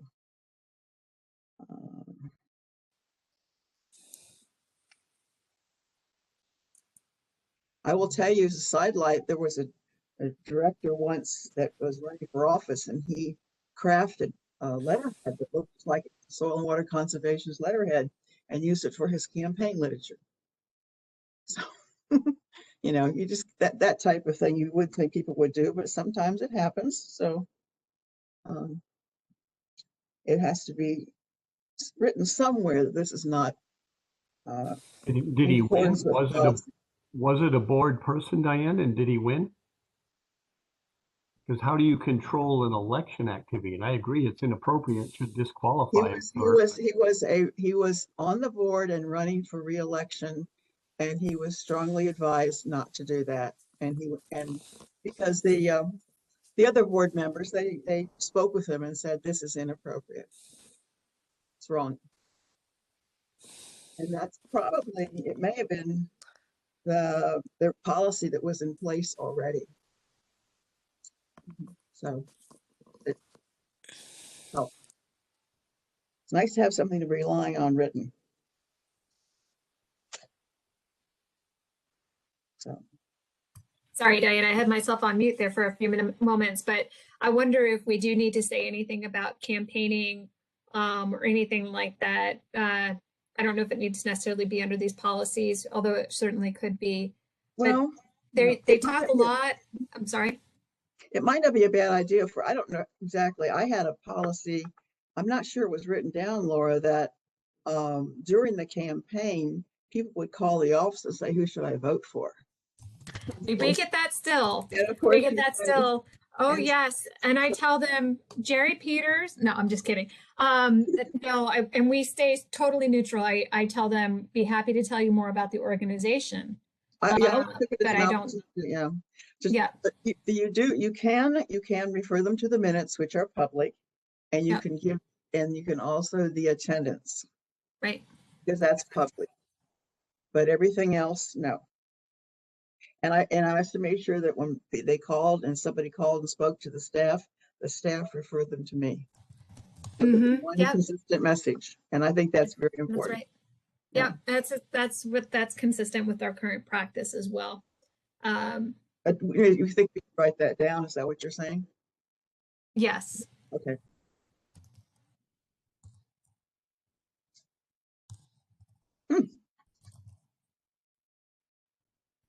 Yeah, I'm going to just highlight that because I don't like the way that it's written right now. But I can't think of a better way to write it at this point. But we'll get there.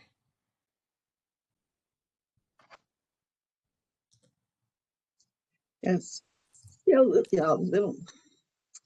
I'm sitting here conflicted because I'm thinking of things that I know are good practices, but they're not necessarily, I think they'd be incorporated into policies, and I'm not sure how we would deal with it. For example, it is a good practice for all board members and all staff members to always present the organization in a positive light. Now, if there's concerns and problems, you deal with that internally. But as far as the outside world goes, it's does a great disservice to the organization if people tend to do otherwise. Good practice that pays off in the end. I don't know if you write it down or it's just one of those things that you know through training is the best the benefit of the organization. So Sorry, Diane, say that for me one more time. I think when I type, I cut you off a little bit. So you were saying the best practice would be to present the organization in a positive light. Is there anything else you wanted to add? I think that pretty much says it, except that if you have something you bothers you or concerned about, deal with it internally. I mean, that's good for any business, really. It's very good for this organization and the board.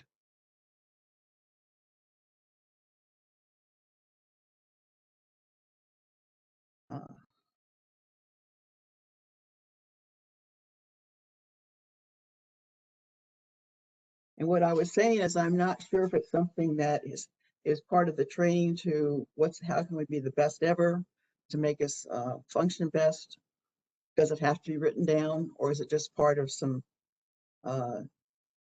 knowledge that's shared? I'm not sure exactly how that would fit in, but that's a detail we can deal with a little later, I think.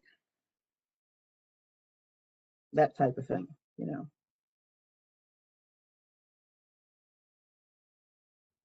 Maybe under communication, I don't know.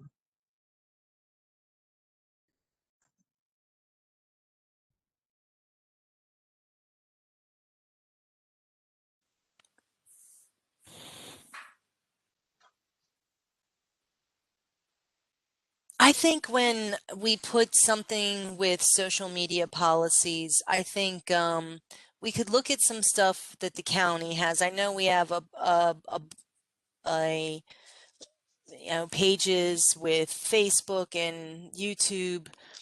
I think that we have to kind of be very cautious during campaigning season, Yeah. and maybe we put something like that. Or somehow, VCE says something, and I need to change this myself because officially we have certain little pages for each thing, but if you don't have like an overall page for like say the whole office, so you could kind of, and I see staff doing this with Soil and Water's social media page, but then our own board members as they share things and whatnot.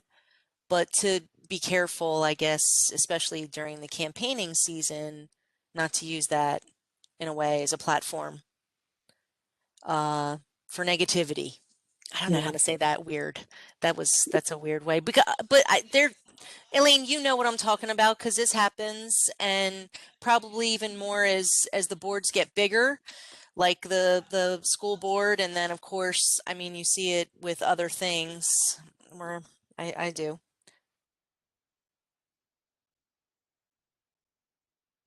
Yeah, I think it would be really helpful to look at, the school has some guidelines as well, even just for staff. on using social media, it might be helpful to look at that. And then I'm sure the county has guidance, like Adria, you're just saying, we should just look at that. The county guidance might even be more pertinent than the school district guidance.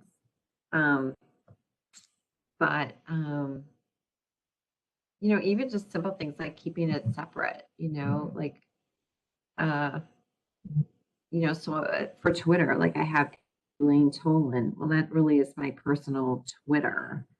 And I'll be fully open that, I didn't make a new Twitter when I started on the school board.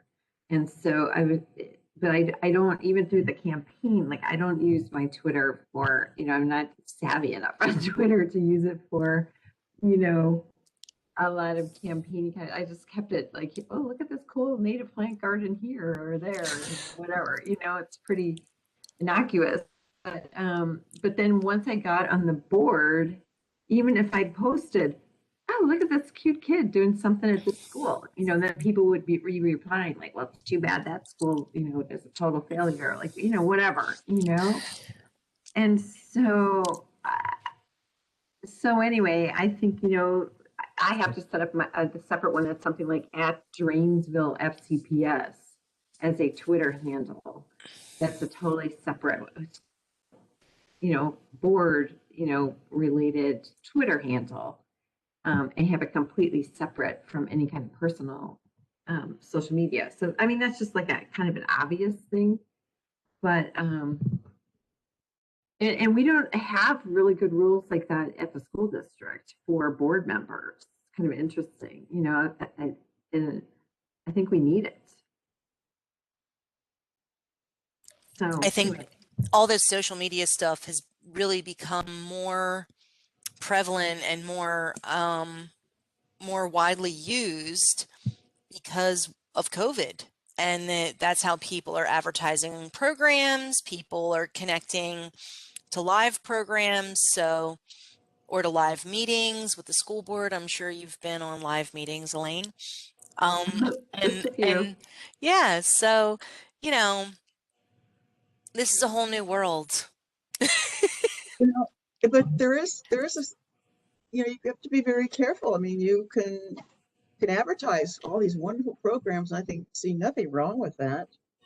But if you say, gee, I don't like that development that's going on over there, it gets a little bit dangerous. You can't say something like that. Because our position has always been, not to take those kind of sides, but to say, if you're going to do something, do it right. We'll help you because we've got the technical knowledge. So I don't know quite how to attack it because social media wasn't quite so prevalent when I was with the district. It's a big part of what we do now. And actually, I think the idea of developing, there's a whole nother effort that's going on right now, developing our communications plan as well, where we're outlining, what kinds of media we are putting out these days, because with social media, it's quite intensive. It can be a very intensive platform, and all. So I just want to be cognizant of the time. It is now 6 o'clock. Are you guys okay if we're going for 10 minutes more, just to go through these last little bit? And then okay, I'm getting a thumbs up from Jerry. How about everybody else? Thumbs up? Okay. I have very little to add about social media because I don't have any. I think you've got it. Yeah, that's good. That's good. But I think it's also something I want to say, just even, I put myself in that same category. I have a social media account. I promote, I just share what we put out from the district. And then I post pictures of my kids. That's based in my dog. That's like what my social media really is all about. But I do think that, there's a fine line. And that's something that I do think as an organization, we need to take a look at from our communication side a little bit more robustly. Okay, so let's jump into ethics. So we've got we reviewed a lot of these already. The one area where we don't really have any information is, again, confidential information, the information that would be from closed meetings, for example.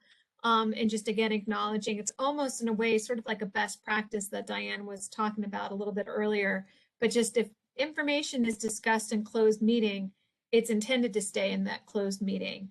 Absolutely. So In that's, fact, the minutes of that closed meeting may only be shared with the people that were at that closed meeting. Okay? no. Yes, it is.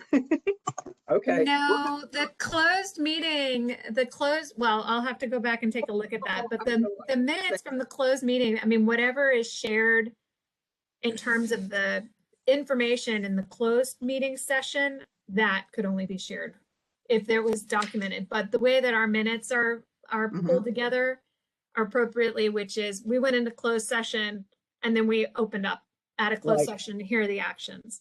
And that's based on FOIA guidance, but yeah. If you take actions at closed meetings, you have to do it, you have to take action publicly, right? That's correct. That's correct. So you don't really make the action during closed session. You just have the discussion and then you agree to what the action may be, and then you make the action in open session.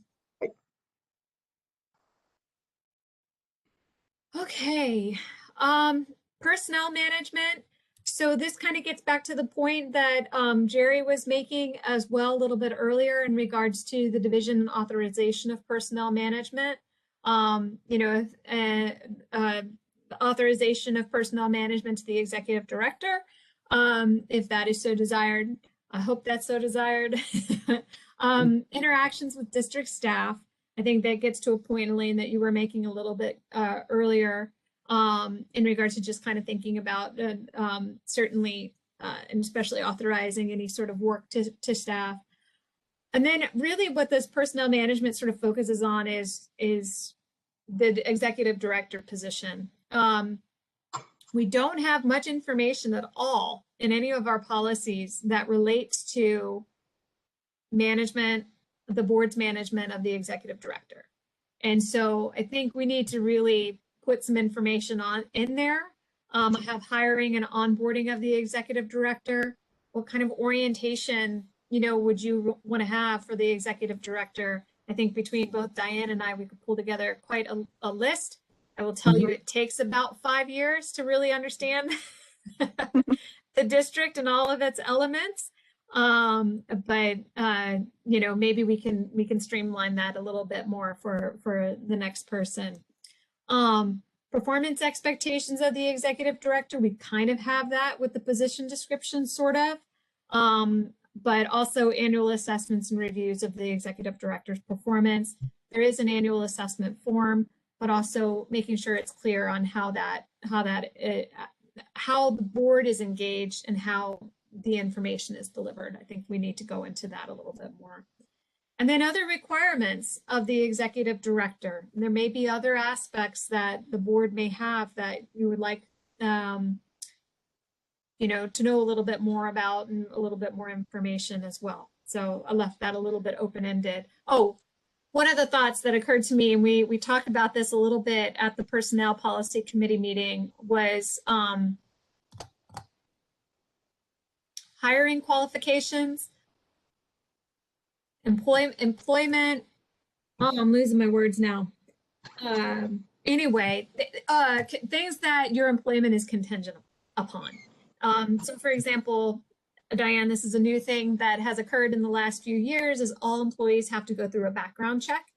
Not a bad thing, but it's a requirement now.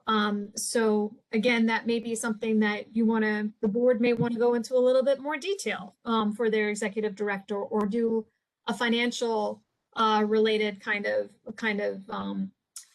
credit check or something like that, driving record, all sorts of different things. So that's just something, again, that perhaps the board might want to consider into the long term. And then there are all sorts of other items that are specific to our organization that relate to Lake Barcroft Watershed Improvement District. And I think, including some of the history, we've got the Lake Barcroft Watershed Improvement District files, tremendous amount of history there, but how our board interacts with the Board of Trustees, how the staff interact with the staff of the WID. I think just making that acknowledgement and recognizing that general commitment to the support and partnership that we have with them as well. There are some specific things that our board is required to review or at least acknowledge and sometimes take action on. The appointment of trustees, we do not actually take action on that appointment, but it is important information to know, and they do provide us with a copy of their letter and acknowledgement of their appointments. The budget review and approval process and whatnot is another example. Diane, is there anything else that's missing? Something that was done during my time is that the trustees came to the Soil and Water Conservation District and says, we'd like to have a role in recommending new trustees to you. And we have a process, and they do have a process. And how they go out and engage the community to discover their next trustee that they will recommend that this board endorses. So I guess that would be good to know that they have a process and put that in there. Yeah. Yep, exactly. Diane, whose trustees are those? Lake Barcroft, WID. Gotcha. Right. Yeah. Because at one time, someone from the WID, Stu Finley, would think, well, I think we should have this person as the new trustee. And how did our board know this was probably the best decision in the world? They now have a process that I think you can feel comfortable that they have engaged the community in that. So in the selection. Yep, they do a very good job. And that was something that Sally helped with long ago, if I remember, Diane, and yourself. Sally and I work mainly in helping them with the budget part, I think. I don't know, possibly. But I know that we had developed a process for, right, Laura, there is a process written down for nominating board members that are appointed in the interim when a board member leaves midterm. For our board? Yes. There is a process. Oh, yes, we do have that process pretty well fleshed out. Right. So that needs to be somewhere. I guess it is, huh? It's up at the top under board and transacting business. Vacancies. Okay. Yep, vacancies, exactly. Laura, this is Jerry. Let me ask you a question. Going back up to the section above Lake Barcroft, I can't read the heading. Is it under personnel management? I wanted to find out what the difference is between this section in the board guidance and the personnel management that we're talking about doing as a separate operation. Why is the executive director dealt with so much detail here? Why isn't that in this just normal personnel management for the district? I think it can appear in either place, Jerry, and maybe it should. This just seemed like a good spot, only because we haven't gotten that far on the personnel side. We've got to do this, but the question is, do we put that in the personnel management section of the whole document, or do we have a separate personnel management section for you in the director's part? I would suggest we have them all in one place, one or the other. Yeah, I think it could absolutely be in the personnel section as well. I think what we want to acknowledge here is the board specific role in administering and managing the executive director. That's all. And maybe that's just that simple statement here, or wherever, that the board's responsibility is managing the executive director. What did you have in mind for division authorization of personnel management? So this might be just kind of what we were getting back to a little bit ago. And again, this is a conversation to be had, is that if you're authorizing the executive director to be the personnel manager, then that position would be responsible for managing personnel, whereas the board would be responsible for managing the executive director. Okay, I think you probably know how I feel about that particular proposition. My feeling is that the board ought to have some insight into important personnel actions at every stage. Jerry, usually a word best for best practices is I can't, you're cutting out, Diane. the board sets the policy, and the executive director carries it out with regard to personnel. So that's where the governance is separate from the management. The governance is the policy, and then the management is the carrying out the policy. I think Diane, Laura, and John went through what apparently is a fairly extensive process trying to find an example of a district anywhere that totally took personnel management and shed the board's responsibility for it. The board has a responsibility for setting the guidelines, the policies. And I said, you have a mature board and a professional staff. Not all conservation districts have that. I think there needs to be some cognizance of management over staff decisions. And when it comes to the situation that triggered a lot of this discussion right now had to do with personnel management and how some of us got very concerned about the way it was done. So, no, I don't want to just say, here, Laura, or any executive director we might have in the future, take it away, and I don't want to hear about it. I think that's what Jerry, I don't mean to cut you off, but what I'm saying is we need to know where that boundary is, right? Yes. And that's what we're hoping to define through this process is to what degree is the board involved. We certainly have the Executive Operations Committee that's been set up to serve as that sounding board for personnel. To what level of information do we want to really, again, set that boundary so that there is a clear understanding of things, because the way there are shifts certainly, and as we're looking into the future, we need it to be clear.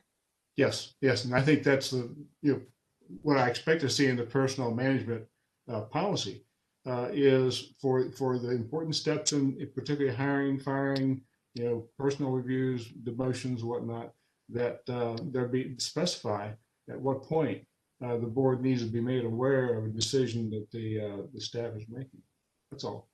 And I just want to acknowledge, even in the past, while there was, there was some perhaps different activities over the last year, we've really engaged and made sure, I've really worked hard to make sure that there's clarity in terms of what's going on. So when there hasn't been that time frame, or there's been a change, again, that's where there's issues that come up, and that's not fair to any of us, Right. when those things are unclear, because it creates situations like what we've had to deal with, which has been hard for everybody. So that's why, again, we're working through this. We're going to do the best that we can. There's maybe some interesting conversations, as we further develop them. I'm sure.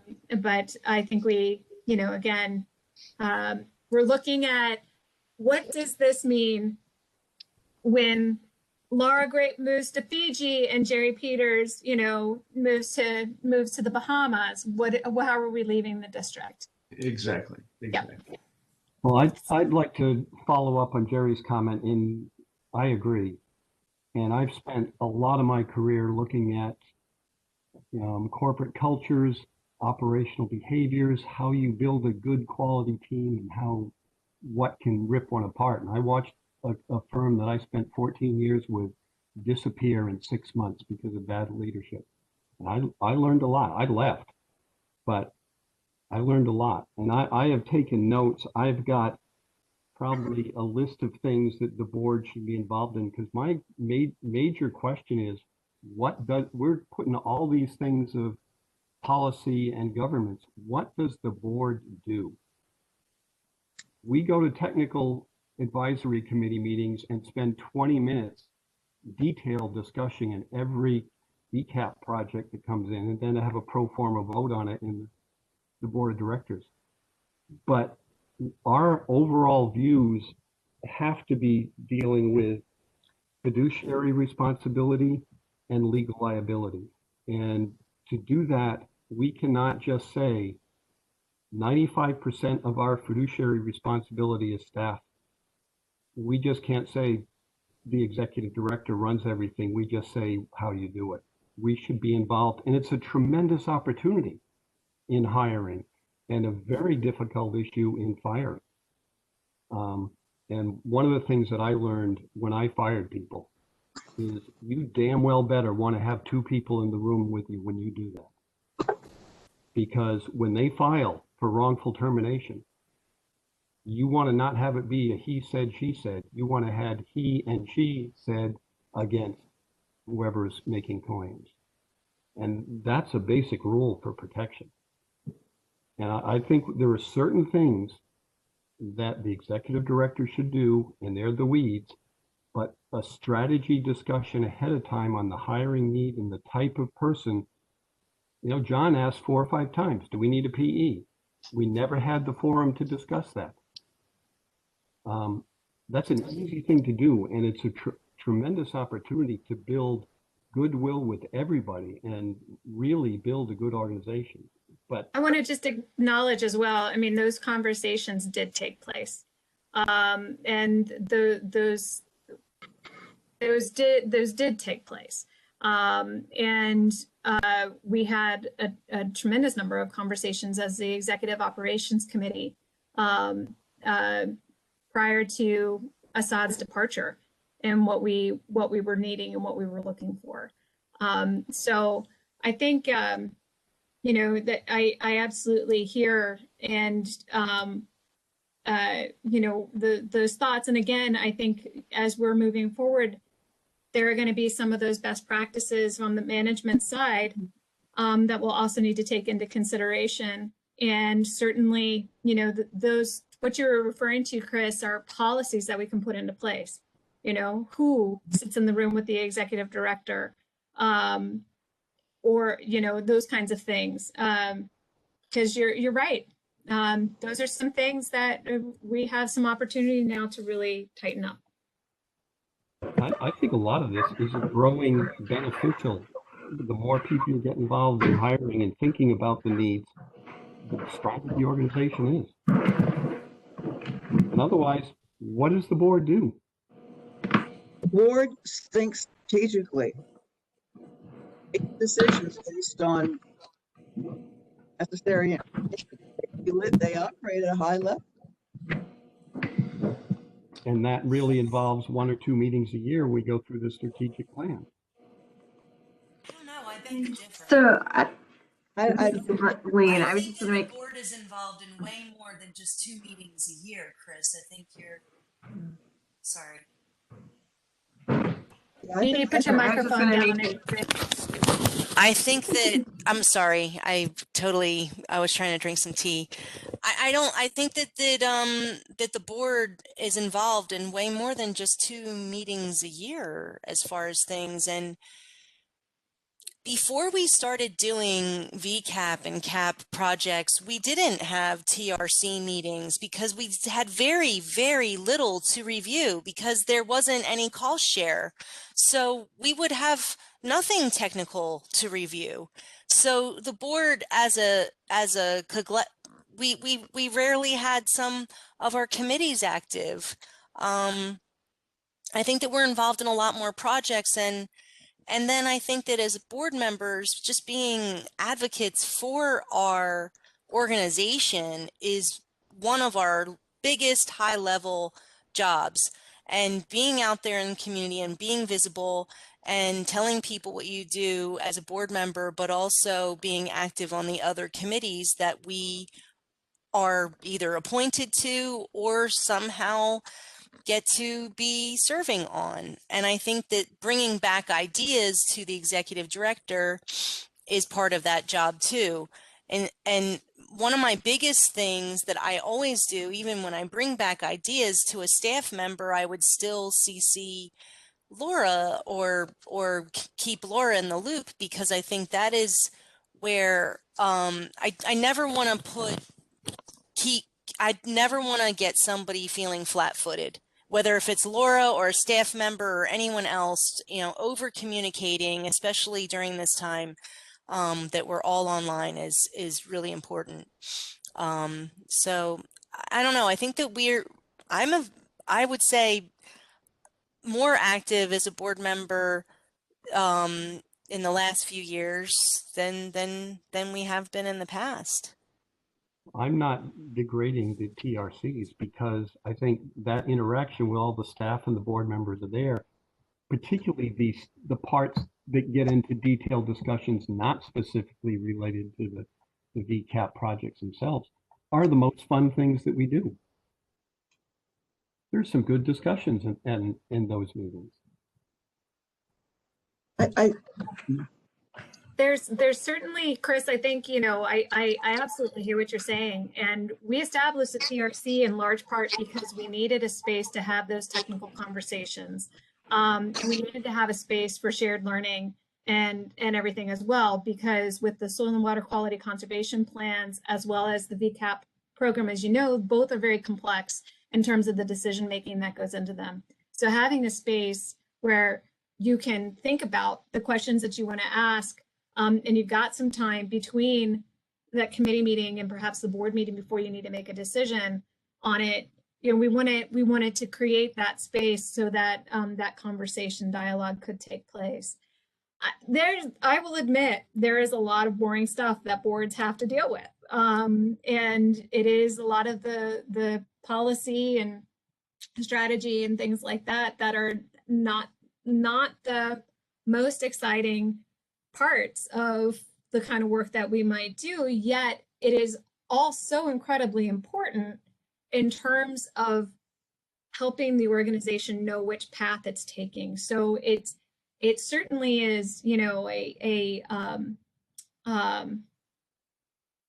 certainly is very, very important. I want to also mention those board meetings are really board meetings. So if there are special topics or special things that need to be brought up at the board meetings, we just need to know about it and we can add it to the agenda. And certainly, talking about things as a board, where if there's something that somebody wants to move forward on, it becomes a board decision, but there's no reason why it couldn't be brought up. So I think, there's certainly a number of things that are going on. But if there's interest in knowing more, just have to ask. Just have to ask. So I just wanted to add another comment on even on the personnel management. I mean, I can see having this division personnel management section in here under governance, because there's a difference between, and even during my time on this particular board, we had a number of closed sessions where we're looking at, key people that were retiring or, moving on, and thinking about, because it's so intertwined, right? Like, okay, so if this person's moving on, what kind of, to meet our strategic plan, what kind of expertise are we going to be looking for? What salary level can we budget for that position? Those are all kinds of, higher level discussions we have around personnel.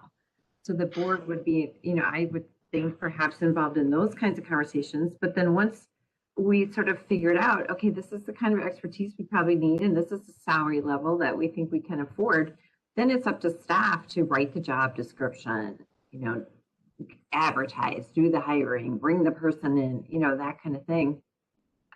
So there will definitely be some overlap or some continuity between what we have here and your personnel documentation. And maybe there's some overlap in, duplication, but that's okay. If you've got it in both places. So, I don't know, my 2 cents. it's a good example, Elaine, at NAS or decided the executive director was so overburdened, she really needed to have a deputy. And so the board, that was it. The board made a very high level decision to meet the strategic plan. You have to tie these decisions to your strategic plan, and recommended that this new position be created and hired for. But after that, then it came up to the executive director to specify the exact parts of the job description, as you said. So that's really sort of a policy thing. We're going to have a position. Yeah. The executive director takes it up and manages it, makes it happen. Yeah, I mean, that's a really good example. We had a recently with the school district too, where we hired a chief academic officer and a chief equity officer. Previously, those positions had been combined. So, the board was involved in the discussion of, should that be two positions, because that's double the budget, right? Right. So, that was more of a policy, sort of top level discussion the superintendent wanted to have with the board. And then the board did have some input on, we had the opportunity to speak with the, the firm that was hiring those people. Just, okay, if you're hiring a chief officer, what would you think, might be characteristics that you might be looking for? But then that was the extent of our input. Then, they went off, they worked with the superintendent leadership team, they hired the person, introduced them to us, so. Yeah, and that's been the approach in the past as well for our positions. With hiring, and again with Assad's position, there was quite a bit of dialogue that we had under executive operations in closed session related to just that. And what were we looking for? What are our preferred qualifications? And getting authorization to broaden it as well. That was a board decision that we made. But again, whenever there is a policy or a budgetary related implication to a decision that would be made, those are all brought to the board. And I think, some of the idea in terms of disciplinary kinds of questions and things like that, that's something that can also be brought to the board. Those have been brought in the past. And the one more recently was the one that I think, where folks were feeling a bit blindsided by that. And that I understand. But I think if we can document those kinds of things, again, that's what is going to make this so important. And again, provide that clarity for the future. Yeah, I think board members have to take care not to undermine the appropriate position and authority of the executive director for, whatever management, like at the school board level too. That's a very, very important thing to keep under your hat.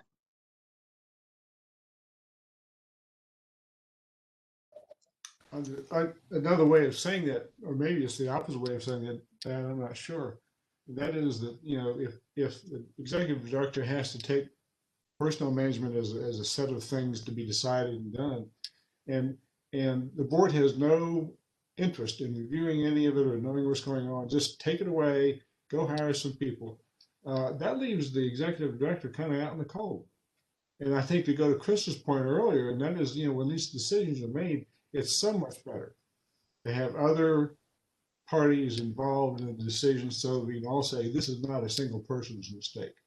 And so that I just want to mention, like there's committees and stuff, right? You have committees I heard for three this. people talking. Yeah, interview panels that include other staff, sometimes outside partners. Yeah, and whomever. Usually if it's because we work so closely with partners, usually we have somebody from the county who this individual would be working closely with, who's also involved. So understand, and those are the kinds of policies we want to establish in the personal management policy that says, what is the agency? Who is going to do this?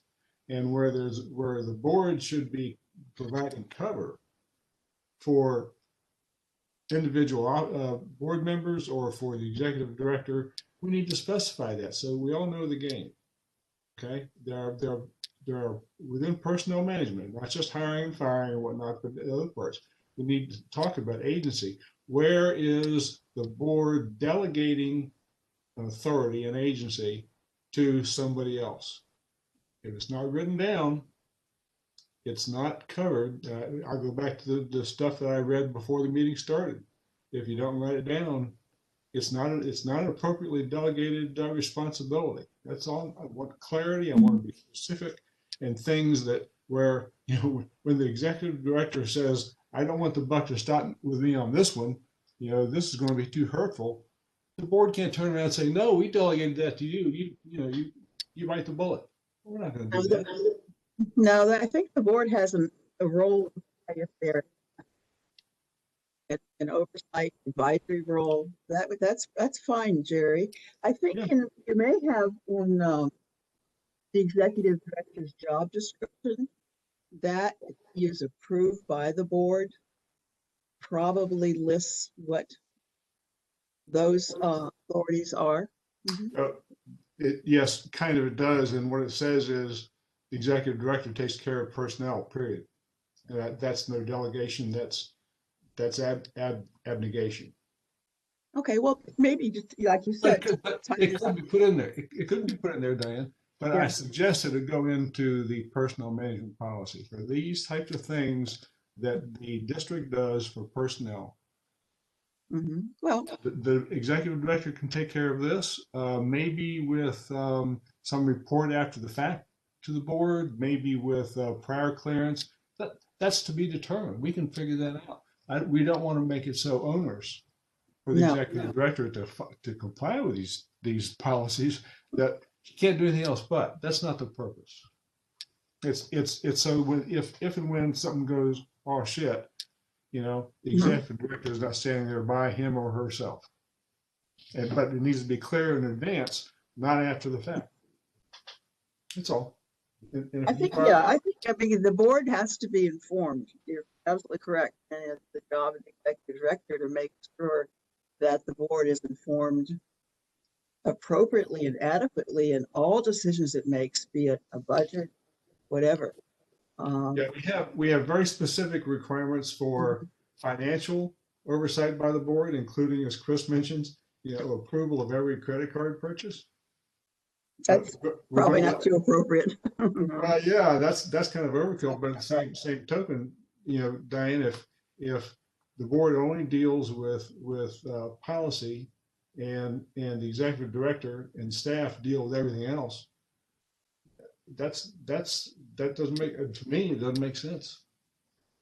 Well, we don't want to be stepping on the executive director's toes, getting in the way, and creating such a huge bureaucracy that we need an office manager just to implement the bureaucracy. That's not the point.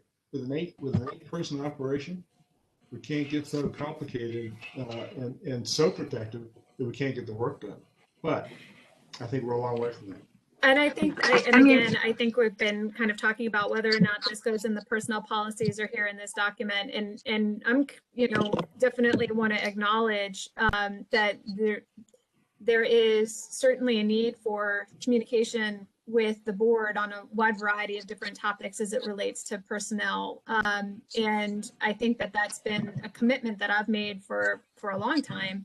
And I think, again, this is an opportunity to truly document those processes and all. So I think it's good. I think it's good. We're in the same boat. Yes. All right.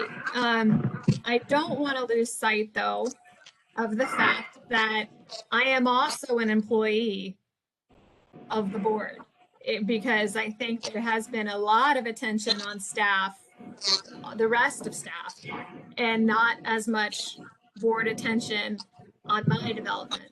And I think that that's an area where we can really firm up some things as well.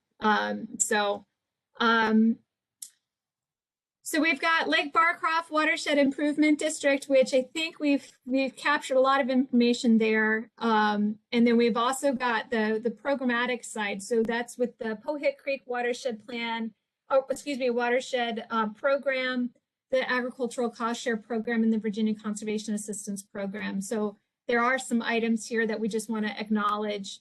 This should be here too. That the board plays a role in each one of these, and you know, again, just want to make sure that those are clear. And then we've got a wide variety of other items that the board is also involved in. And Jerry, you were referring to the liability insurance coverage with risk management and the role of the Attorney General in representing the district. But we've also got our strategic planning initiatives. How often do we need to do that? What's the process? The budget process that we also have, and then orientation of new board members as well. So maybe that's something that needs to go back up in terms of transacting business, but that's something that is part of the training program. Yeah, Laura, didn't we have orientation or training of board members up someplace earlier also? Is that redundant? I may have written it. Oh, here we go. Trainings. We'll just put it here. I think it kind of goes up. Well, You think it goes up more? Well, the board orientation, and I thought this was about board trainings. that would go up. I guess I did the board. Is that sort of that first thing about the board? Is that what I'm seeing here? Yeah. The transacting business. I think their orientation might go up there. I don't know. So it's somewhere. Whatever. Yeah.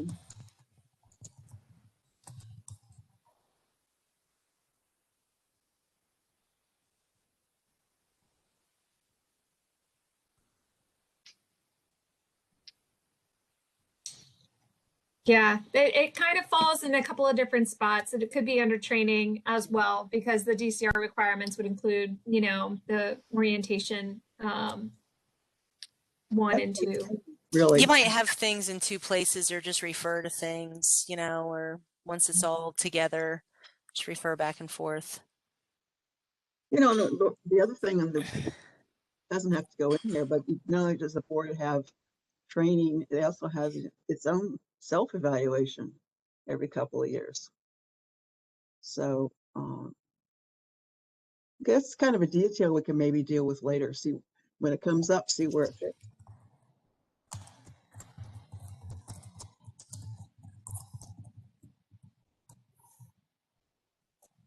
Yes, and that's something. Sorry, go ahead.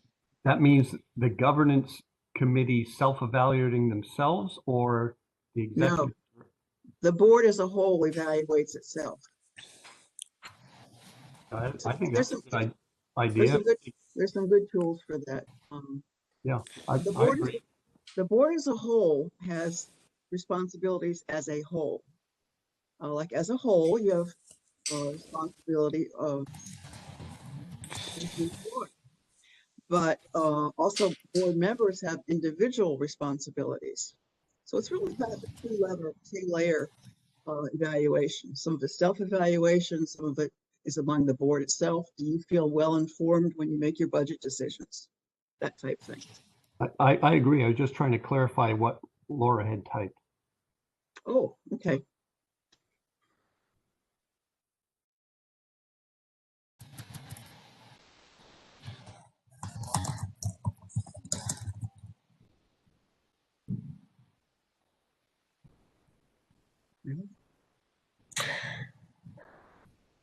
Great.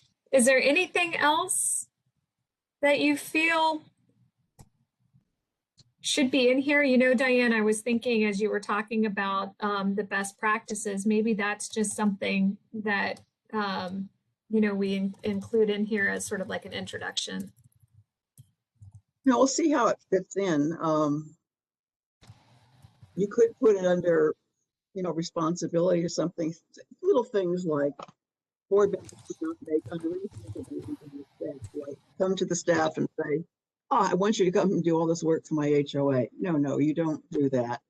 I don't know if you need to put that down, except simply say, don't make unreasonable demands on the staff, or funnel them through the executive director, that type thing. Now that, I don't know where you were going to put that sort of information. I think if we have it, we'll find a place to put it.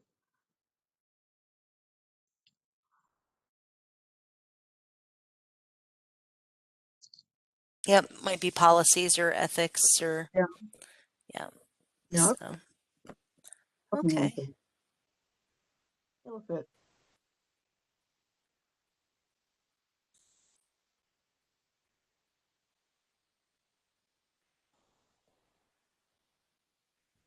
I mean, I can give you an example of Jerry, you asking, who on staff do you think could help with this one item? I mean, that was a great approach in terms of being like, yeah, it makes complete sense that this person would be providing you with that perspective.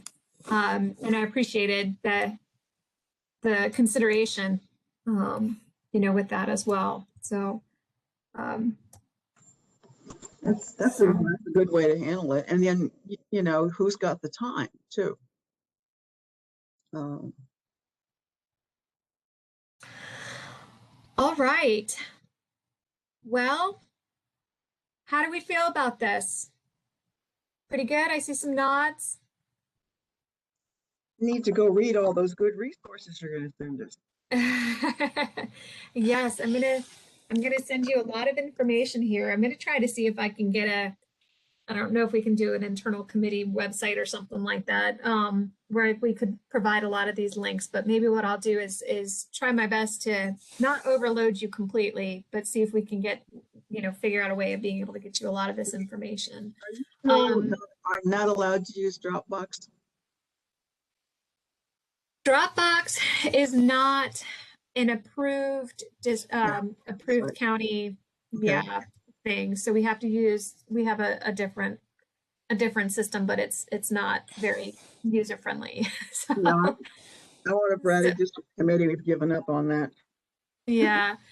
Maybe what I can do is zip a lot of these different files together. So all you would have to do is just download the folder, and then it would just be a folder on your drive. And then that can just be a place for you to be able to keep a lot of these materials.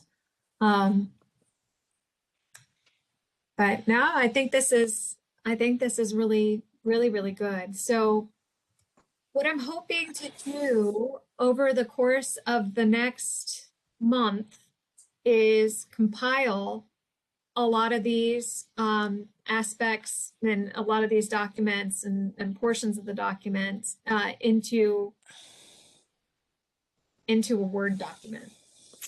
I have too many windows open here. So I hope to be able to get that to you here in a couple of weeks, so that then we can continue to add on to it, as we go.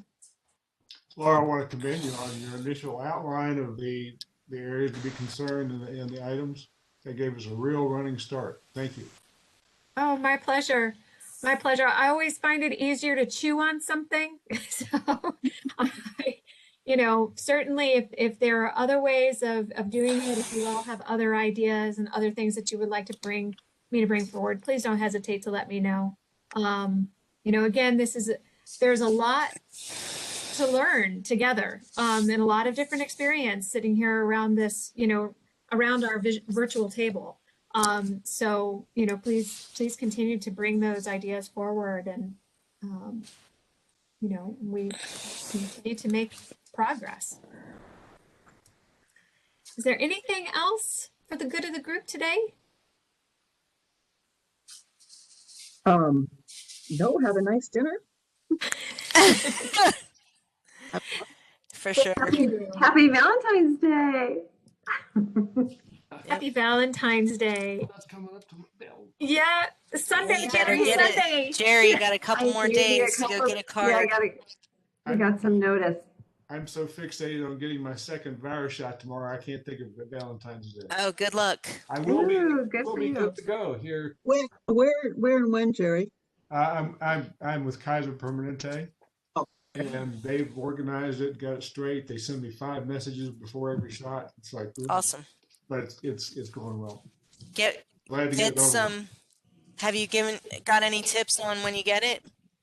I'm told that the second shot sometimes causes reactions that you didn't get with the first.